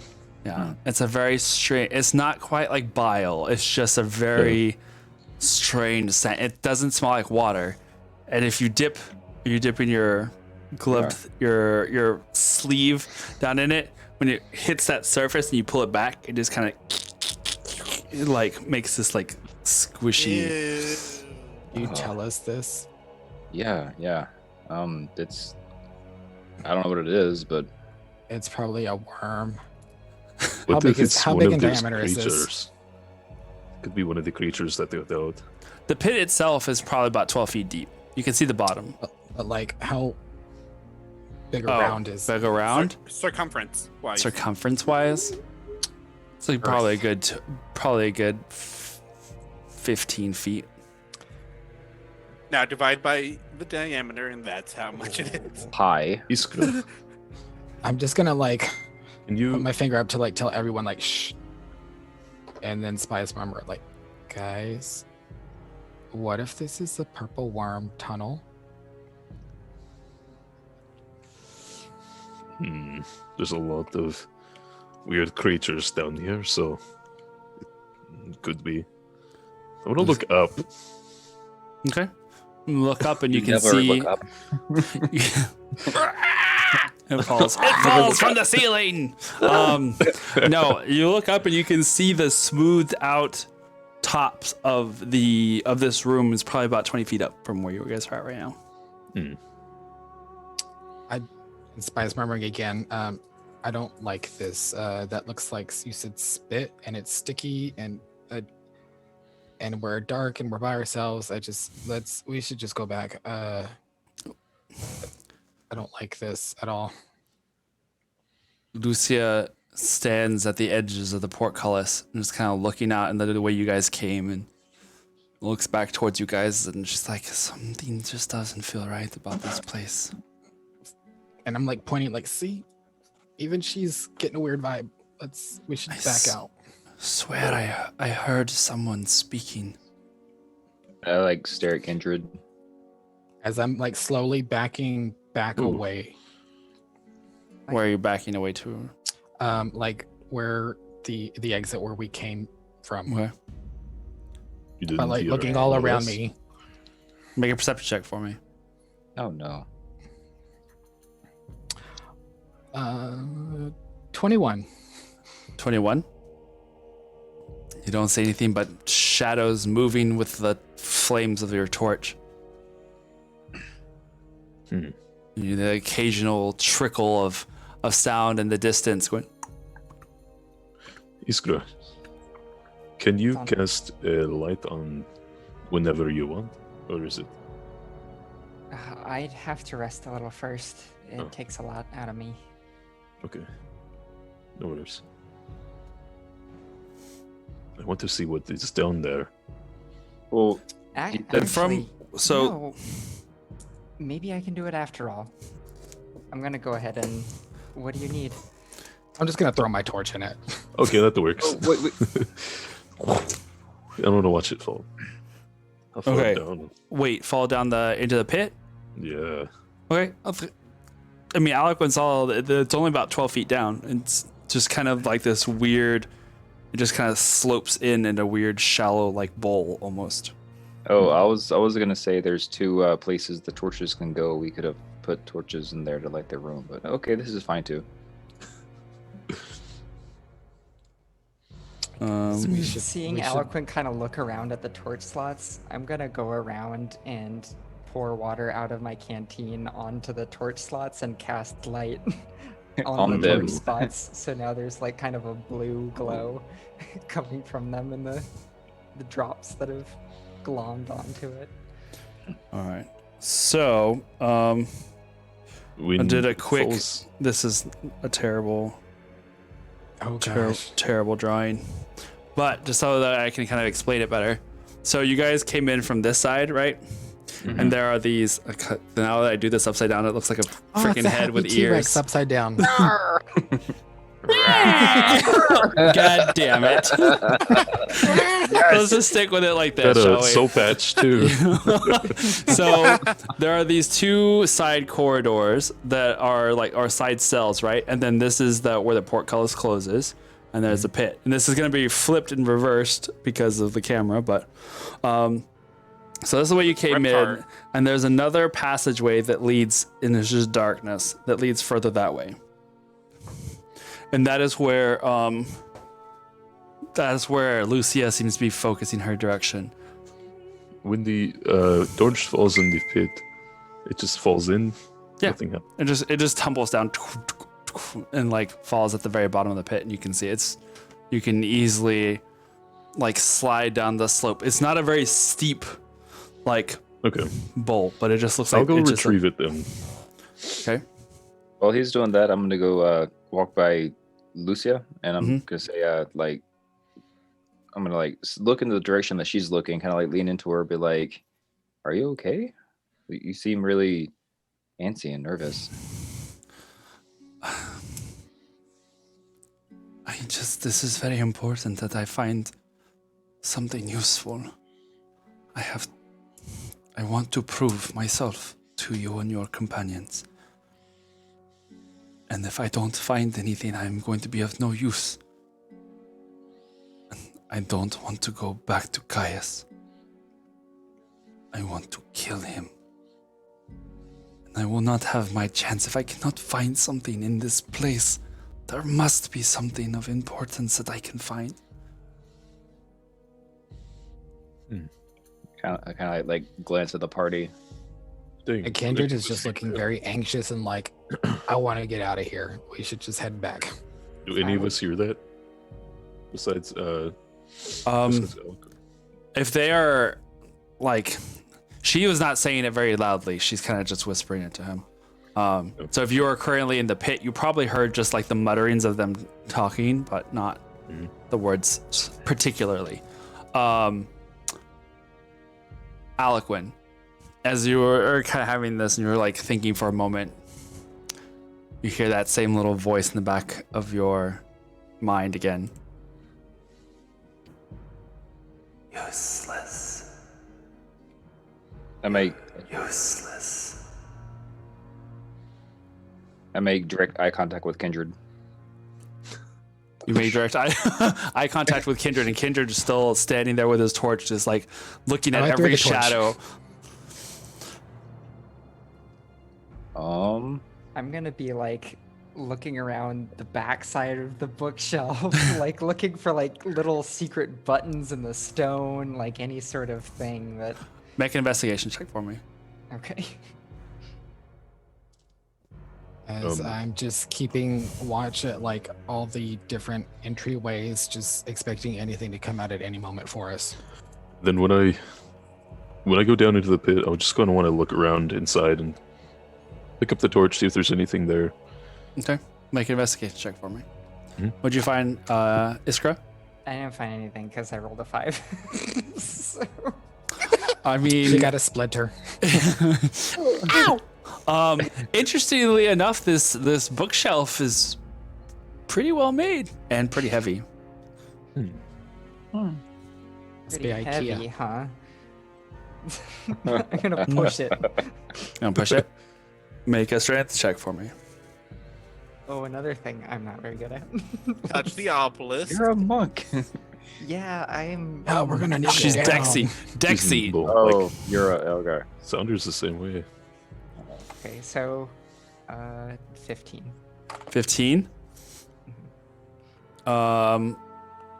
You push on the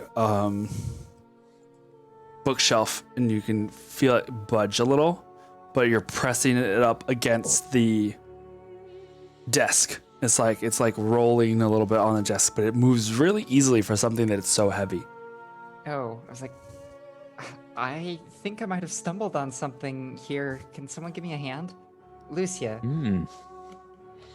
Lucia, like- appears beside you.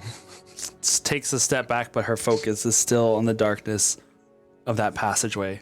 And she kind of comes back to you, like shakes her head, and then comes over to where you're at. So I have 120 dark vision, and I'm looking that direction. Do I see anything at all? Make a perception check for me. And I got 19 on investigation. Okay. Looking around on this ground, it is freshly dug. Something had been here before. It Purple is no bark. longer there. but it's not. It's not. It's not like collapsed earth on a tunnel, kind of freshly dug. It just looks fresh still, where it is. You know what I mean? It looks like something that had been placed in it or there in that space has now been removed and is now gone. Does that make sense? Yeah. Okay. Aliquin? 19. 19? You kind of focus your attention as best you can and like looking down that into the darkness of the hallway. And you can see that it extends quite a ways down. But you hear that there is more wet, watery noise coming from further down that tunnel and down that passageway. Something sounds like it's moving in the water. But it's not, in a way, it's not like it's moving. The sound's not moving closer by any means. But when you're real like hyper focused and you kind of really can hear and be able to distinguish the sounds that are from the cave around you to what's echoing down the tunnel and the passage before you, it sounds like someone's swimming in a pool, but it's like reverberating and echoing in a way that it almost sounds like blends in with all the other trickling drops around the cavern. But it just sounds like there's something further down there, but you don't see anything.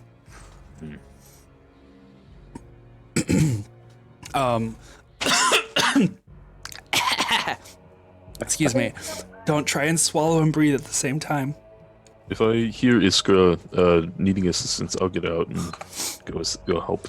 All right, you guys go over to the. I'm fine. Please don't die. Then we'll never know what's in the tunnel. Yeah. Next time on Game of Santos. Oh Jesus, no! Well, you have to find a whole new DM for me now because the last one died during the middle of it. Oh, All right, Choked on his own spit. So while they're okay. so while they're messing with the desk and stuff, I'm actually gonna take I don't know, like 20 feet into the darkness. Okay. Alrighty. Whoa, where are you going? Hey, hang on, you're fine. Fine. I'm just gonna keep going. Wait, All right. So, Like this. Iskra, Sonder, and Lucia, you guys shift that heavy bookcase as you had it. It was kind of lodged there against the desk, and you move it the opposite direction that you guys pushed it initially. It kind of just like rolls on some sort of thing, and you can see that there is a passageway behind it. Now we're cooking. Mm-hmm. Lucia's like, you can see in Lucia's face as it seems like she is excited. Just like, yes, this might be good. This might be good. I'm gonna like put my hand on her shoulder briefly. You can see her. She, as you do it, she kind of like shudders, like almost not quite pulls away, but the sudden contact just made her like startle. And then like just pat it. Sorry. She kind of just nods at you curtly and just like. But you can see that this next room beyond has like, for whatever reason, when you moved this shelf over to the side, the passageway is much larger than the shelf would have covered, but you, by moving this shelf, seem to have moved some sort of set illusion that was in the wall behind it. So that as it moves, you can see now that this large 15-foot tall gash into the rock itself leads into another chamber beyond. This one glowing with a brilliant bluish white light. Whatever's here looks important. Kindred, what are you doing? Checking the different entryways again, just making sure nothing's approaching us. I'll head in with the group. We could use your expertise, Kindred. Probably. I'm coming. I'm just making sure nothing's ambushing us. Anything down that hall? Lucia seemed a little wary of it. Eloquent, as you walk those couple of feet, you can see there is a passage. The hallway kind of continues on and starts curving over and around to the left. And then you realize that's why you couldn't see so far down into it. How much further until like it stops curving? Probably about another 10 feet. I do 10 more feet, and I just kind of like look to see. Peek around the corner. Yeah. It makes me All think a horror movie. It's like, Yeah. I'm just gonna go explore over here, guys. It's okay, guys. I'm a virgin. I got this. I'm gonna go. Yeah, it's perfectly fine. So go ahead and make a perception check for me as you kind of like place your hands cautiously on the edges and kind of peek as best as you can down the hallway.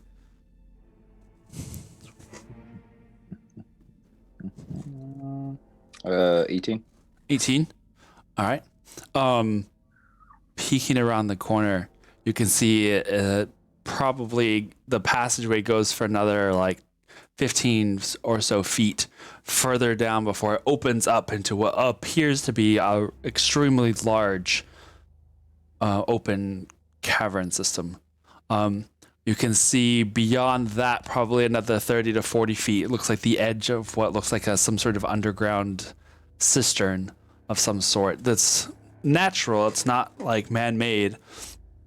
Not like the one that you had seen when you first arrived in Silvery Moon.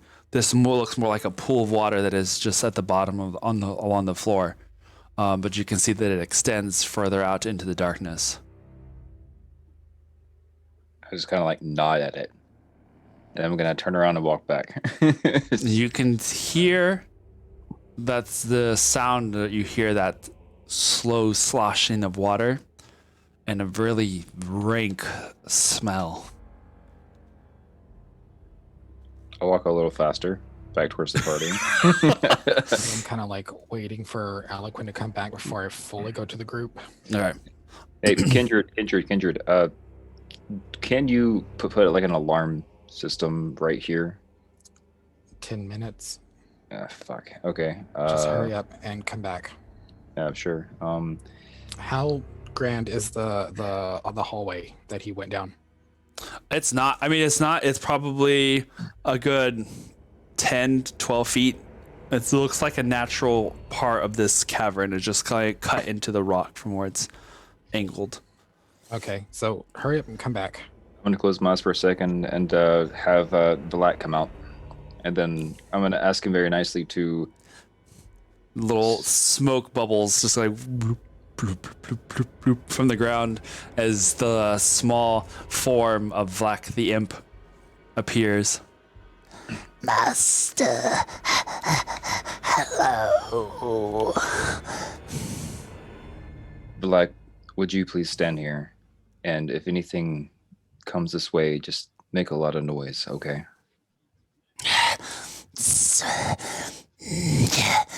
You stand here, guard master. Yeah. He kind of like hunches his shoulders up and his wings spread out to like what you would imagine would be his most menacing look that he could possibly make. Like this big. Yeah, he's this big. Little imp guy with his wings that spread out.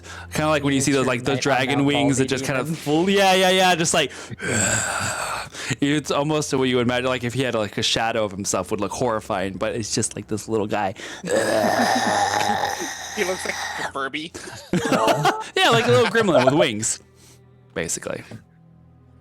And then I just kind of. I will protect. I protect. I just nod at him and I just keep walking into the room. Alrighty. So, following Iskra, Sonder, Lucia, Kindred, and Eloquent, you guys head towards the now apparently pulsing glow that is coming from deeper within this cave. Meanwhile, Sonder, It has been a long journey, and you are tired now of being on the back of this animal, as it is not the most comfortable Sonder? ride for now. Sonder. No, You did I say mean Sonder? Soul. Soul. Yeah. Sorry. Saunder's like, where am I So going? I'm like, what's happening? Never Thanks ending for noticing me. Oh my gosh. Sorry. And it's Soul. me, Soul. I'm here too. Yay! But it was me. Soul. You're still in our party? Wait a minute. Hang on. Poor I am Soul. traversing the wilderness. I Yeah. haven't seen you in a while. Hang on. Poor guy. You've been like on this awkwardly built saddle that is probably built for creatures smaller than you, but you are doing your best to hold on. And now that the sun is setting behind you, you can see that the city is you're approaching the city. Where are you wanting to direct your attention? Where are you wanting to go? I'm gonna try to connect with the Spice Murmur and see if I can Okay. get any of them to respond. Alrighty. I believe that you will be able to. Let me just double check. I don't remember what the range is. I believe you're within range. It's fine. Yeah, we're underground, so. Oh yeah. no Yeah. reception. Once you get within about a mile outside of the city, it doesn't say anything about rock or anything. So we'll say that yes, as long as you're within a mile. Once you get within a mile of the city, you can start to make the connection. What are you saying? Okay. Hello, guys. Can anybody hear me? Do we? Yeah. We- Yeah, we do. I just hear crickets. That's all I hear. Wait, that's more of a murder sound. Yeah. Yeah. Sorry, another one. Yeah. Soul, you're back. It's Soul. Soul. Shh, shh. Hey, Soul.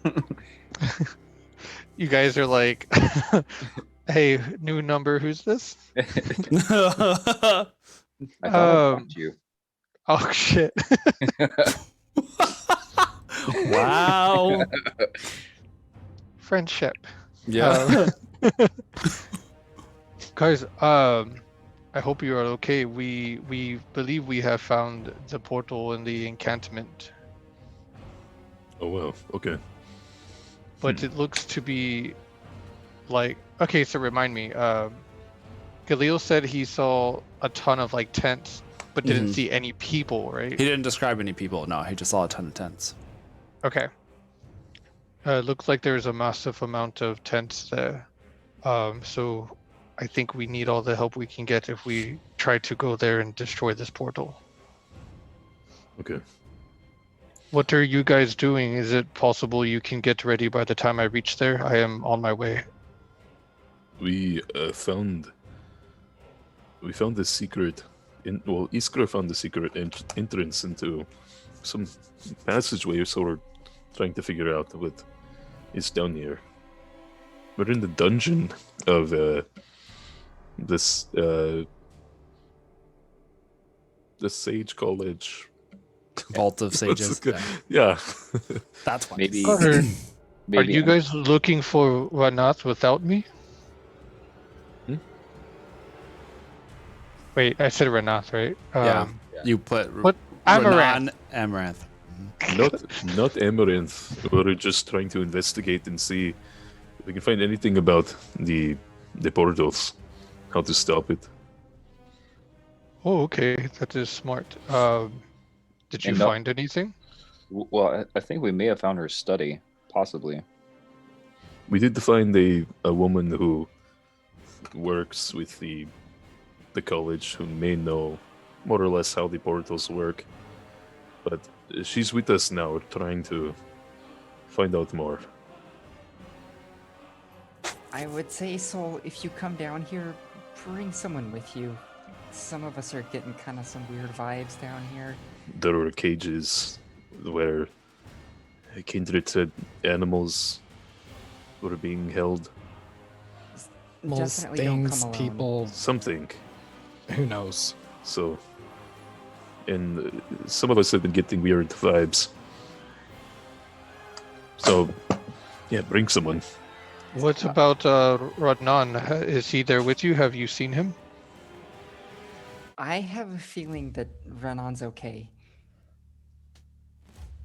And just take my word for it, I can explain later. Is Skrull keeping secrets again? Not keeping secrets, just bad timing. Okay, that is fair. I do not know if I would go down. I don't know who else I could bring with me without putting them in danger as well. What I'll do is I will try to gather as much forces up here until you guys are ready, and then come up, and we will. I think we need to get to that portal as fast as we can. I think that's a great idea, Sol. If you could find Thalu or some of the other leadership, let them know what you found. Okay, I will do that, and I am still somewhere near outside the city. I'm on my way though. You guys, by this point, have probably made it within the city limits itself, as you and on Moorbound are back, run through the gates that are currently lightly guarded with some of the knights, but they recognize the Moorbounders and let you pass through as you like bound through the gates at full speed, headed towards the Vault of Sages itself, where you imagine the leadership of both of those groups is at. We'll say that within probably 30 to 40 minutes of finding like the little barges that have now been set up to create a makeshift bridge between the north and southern docks that they've kind of brought together enough to make something that to be able to cross without needing to be ferried back and forth. But you're able to get to the Vault of Sages and see that at this point most of the Evermorians and the Knights, they kind of have spread out into the city, trying to see what they can do to fix defenses and kind of get trying to get the city set up in just in case of another attack. But you're able to get inside, and with the help of Pierre and Kalish, you're able to see or is able to find where these people are. You can find them amongst kind of like the group where you guys had camped out before, I guess. Kalish, I need to talk with you. Well, Kalish was with the guy that had traveled there with you. You're looking for either Kor or Thalu. Kor was the head of the Evermorians. You also know of Sarmanor, the Druid Furbolg, and he is one of the ones that you found. You find Ko and Sarmanor and Thalu as they are talking and discussing plans. Okay.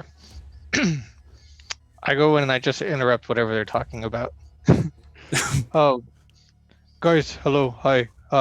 We found the portal, I believe. We need to gather as much people as we can. There are a lot of tents there, and I fear that we would have another big battle. Where is Sybil? Sybil stayed behind with my comrade. When I say comrade, because you're Russian now. That's fine. I know, right? Canon. Apparently. With Galil, and they are keeping watch right now. They are trying to get more information. I came as fast as I could so we can bring more people back. Okay, good. So, are they far from the city? It is about an hour outside. Yeah, Kalish kind of speaks up. Well, an hour by Moorbound and back. Might take a little longer on foot, though. Thalu looks over at Ko, and the Dragonborn comes over and like slaps the guy's back. Kalish's back is like, good job there. You go and take care of those Moorbounders. We'll figure out what we are going to do next. Make sure that you prepare them just in case we can get out there as fast as possible. We don't want to waste any time. Kalish nods and like, heads back out to where the other moorbounders are being kept. Thalu looks up at him and then looks over at you. Do you know how many of those reinforcements they have there? What about the portal? Was it active? What do you know? Did Galil describe the portal, what it looks like? That it was huge and painted on the wall. Okay. Did it look like there is... Okay, is that all you said about it? At the time, yeah. I do not believe so. I think Galil would have mentioned it if it was active with magic. Good. At least then for the moment it is unlikely that they have the resources to be able to open it from the side. And we do not know yet how much power is necessary to open such a portal, or if they are prepared to do so on the other end. So for the moment, perhaps this is for the best. Still, we don't have too many people to move against this place without knowing first what we are walking into. As I understand it, your confederates, your comrades, are downstairs looking for more information on how to disrupt this circle or destroy it if possible. But I will see what knights I can spare from guarding the walls, and what other forces of those from Evermore. We will send them as quick as possible. Is it alright if we use your moorbounders? And Core's like, I don't see why not. It's probably the fastest way we can get over there. Although, I think maybe if we have a few other tricks up our sleeves, we could go via air, probably get there faster. But you are right, our forces are rather spread thin. We did not bring enough people for a complete takeover. Thalu puts a hand on reaches up as best she can to put a hand on your shoulder. Sol. Then I will see what I can do. Yeah, and gather these friends of ours and yours. They will have to suffice. I will see what I can find amongst my knights and send them to go with you. Okay, let me know how I can help in the time. I will take that into consideration. Be safe. Allow me to go. She kind of nods to each of the people present and starts heading out towards the outside of the vault. What are you going to do, Sol? Oh, Jesus.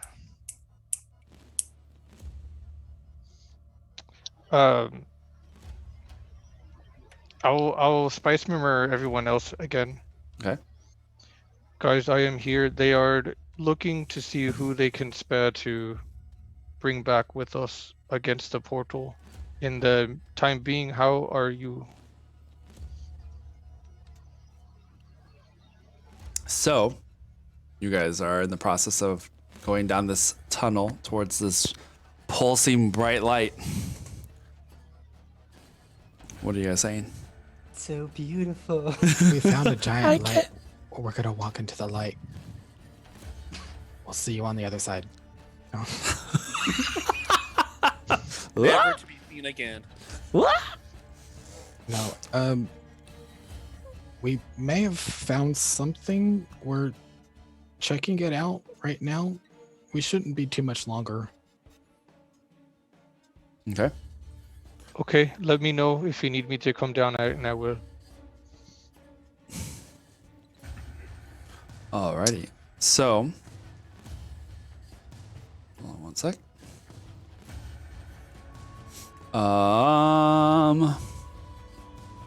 Look. Okay.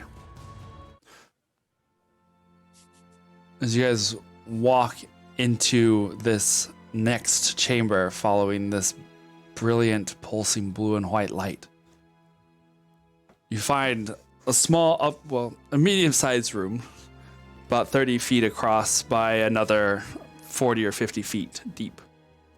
And in the very center, floating on its own, is a brilliant bluish crystalline gem. Stands probably about 8 feet tall as it just floats slowly in the center. Iskra just gasps. It's like, this has gotta be the Mythal. Thinking so. It's It's- Atlantis. It's like my crystal. Did And you just like find- that. Is my water pendant like flying Flying. outside? The- Oh no! I know what happens next. Is Yeah, this dude, going to that be a thing next Final Fantasy? Yeah. I'll So- do it. So as Fast you travel here later. I will have, I guess, all those of you guys who are entering the room go ahead and make perception checks as you look about the room. Is this a save point? A little Moogle pops out. Can I draw Kiraga from here? Whoa. Hey, I got a 26. 26? And in this room, you guys level up. Oh my god. Shut up. It's been 30 minutes. Not really. A 20, a 22. It's been a 22? day. Okay. Blackjack. Yeah, 21. All right. 21. What'd you say what yours was, Kindred? Forever 21. 17. 17? Okay. no, but- Looking about the room, as you can see that this one, and you have seen at least those, some of you have seen the Mythal in in the city of Atet. This one is different. It is shaped differently. There are aspects of it that are familiar, or similar, I should say, in like the hue of the glow and the amount of energy that is present. And it's amazing to you that you didn't feel that energy from the outside, because normally there's just that like almost like an electricity to the air around it. Well, we can't detect magic. This is also true. But even in its presence, like you would normally be able to sense something, this one seemed to have been cleverly masked. But you see, there are rings drawn in the ground around where it's placed. Runes that line up, making these concentric circles, making 3 circles, like directly below it, one slightly further out and one slightly further out than that. I don't think I've ever seen something like this. I turned to Aliquin, like, well, maybe your dad's workshop. This is the most magnificent thing I've seen. Lucia just kind of like shakes her head and is like, I have no words for this. She kind of takes a step two closer. Like, what is this? A Mythal. Those don't exist. And what do you call that? Pretty floating gem thing. Are you I sure you're laugh. Thayan Wizard? She takes another step forward and her foot crosses that first line. Don't. Oh, And in that brief moment, dead. you see her body freeze. As almost as if like she was shocked from the bottom of her foot all the way up. And she just freezes in place. You can see her body like crack and bones shift in her shoulder. And she lets out this like pained scream as from the bottom of her foot where it touched that first circle starts to dissipate into glowing embered ash. Oh no. And From the Mage top Hand yank to her the- back. You try and grab at her and her body doesn't move. It just consumes her from the top of her foot, from her foot to the top of her head, and she is gone in that brief moment, just fluttering You got down in Thanos? pieces No! around you. Oh my Um, god. Fuck. I blew her Meanwhile, Well, Holy sh- No. Tell her to Me- just walk it off. She's being a drama queen. a band-aid. Can she make death saving throws? Yeah, as floating. It's like whenever you burn Oh. paper and you just see those little like Fuck. Little floating The particles. singes. little floating particles. Oh my Yeah, God. that's Alcuin, you spare the dying. I reach my hand out to the dust. oh no. Not working. Meanwhile, far to the north, Sybil and Galil sit meditating and awaiting. The sunlight, as it starts to fade on the horizon, the last few shimmers of golden light, bringing with it the darkness of nighttime. What are you guys doing? Wishing I had tiny hut. You what? Wishing I had tiny hut. She had a tiny hut, yeah. It's not terribly cold, as it is springtime, but it's still pretty chilly out.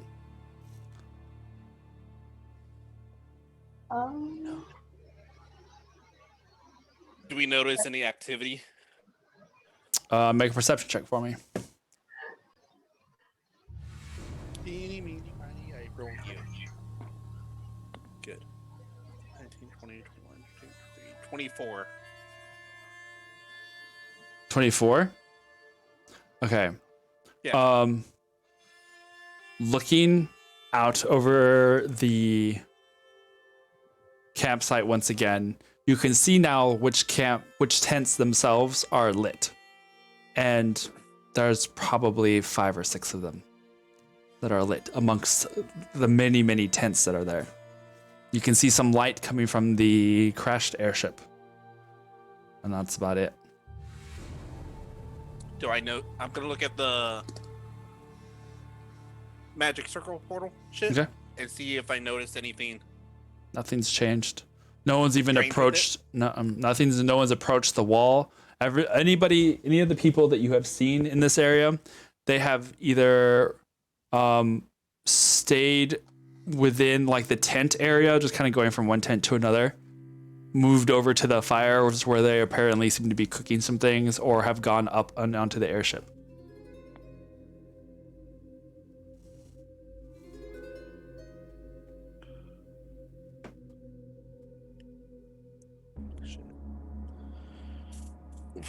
What are you guys doing? Still haven't noticed anything different.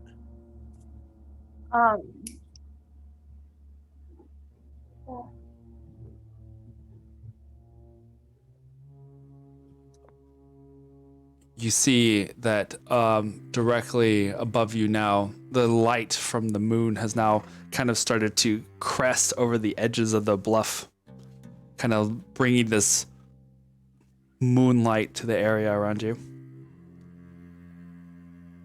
Why does that give me a bad feeling? Can I roll to see if that gives me a bad feeling? If you get bad vibes, do I get bad juju vibes? There's a disturbance in the force. You could roll a perception check with like just focusing on the area around you. Ooh, nat 20. Nice. 26. 26. All right. Total of 26. You reach out with your senses of nature and everything does feel calm.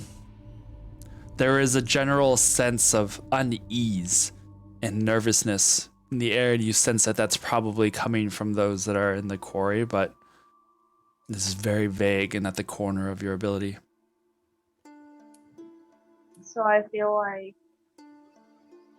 if right now is the best opportunity, if we don't use this time to attack, then it'll be a mistake.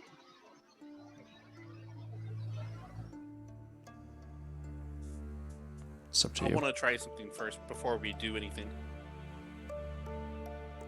Is it okay if you keep an eye out for a little bit? Mm-hmm.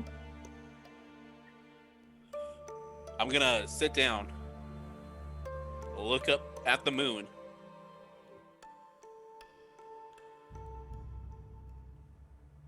close my eyes and try and focus trying to see if I can maybe force a vision, I guess, of the impending battle. Okay.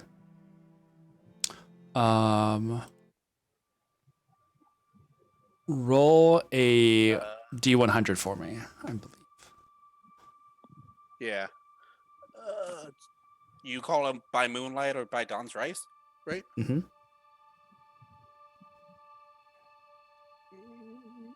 5, 10, 100.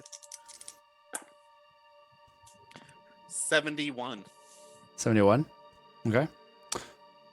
As you see Galil like sitting there and looking up, he looks up at the moon, and the hood around him kind of falls back as he like looks up. And for that brief moment, you see the moonlight as it kind of has crept over enough to bathe you guys in its pale glow. His eyes reflect in that silvery light, almost like when you see an animal's eyes reflecting moonlight or any light, honestly. But this one seems to just, for a moment, shimmer, and it kind of just pulses almost like a flame. And you see that aura that you had sensed from him before, as he's now bathed in this moonlight around him. Galil, as you focus on the moon and you stare up at its bright brilliance as it shines down around you,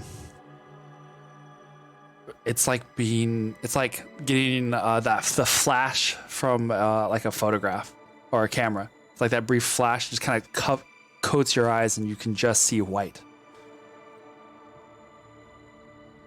Galil, what do you wish to see?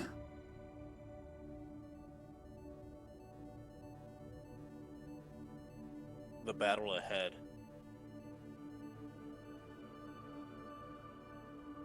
Can I see that?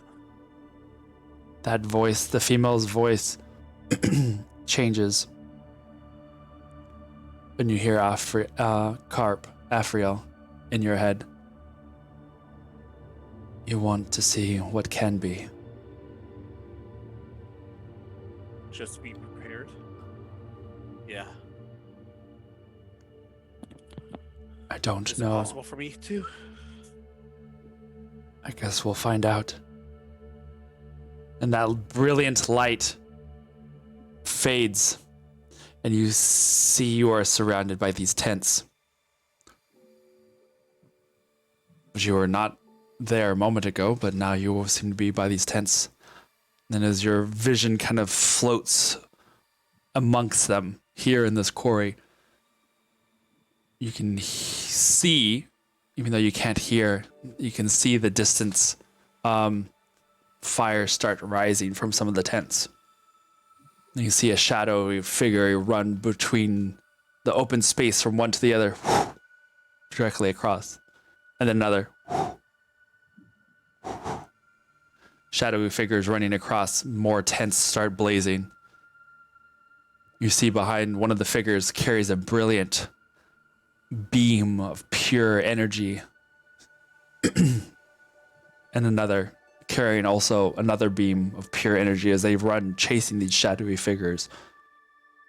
You can see in the distance the airship, and atop of it, a figure that starts floating high above the airship before the airship itself blasts outwards, its hull shattering from the inside out with flames as it seems to just explode from one side all the way across the other, showering the area with splintered wood that's flaming and knocking the tents that are before you down, in this blast of energy just kind of covers the whole area. You see another view now of the city of Silvery Moon. And it's there, and then it shifts. It's almost like you're seeing multiple images on top of one another. You see one that's there and it seems fine. And then for a brief moment, you see one where there's a pinprick of light almost like a brilliant star that just shines brilliantly for a moment before fading, and a brilliant plume of energy that shoots upwards and outwards and slowly expands out, covering the entire city in flame and smoke and ash. And it shifts and changes once again, and you can see the city just as it was. You hear Afriel's voice. The path ahead is difficult. With blood spilt, things can change. And I feel there is a crossroads coming. Be cautious, Galil. This gift comes with a price. Your vision fades, and you're back where you are seated.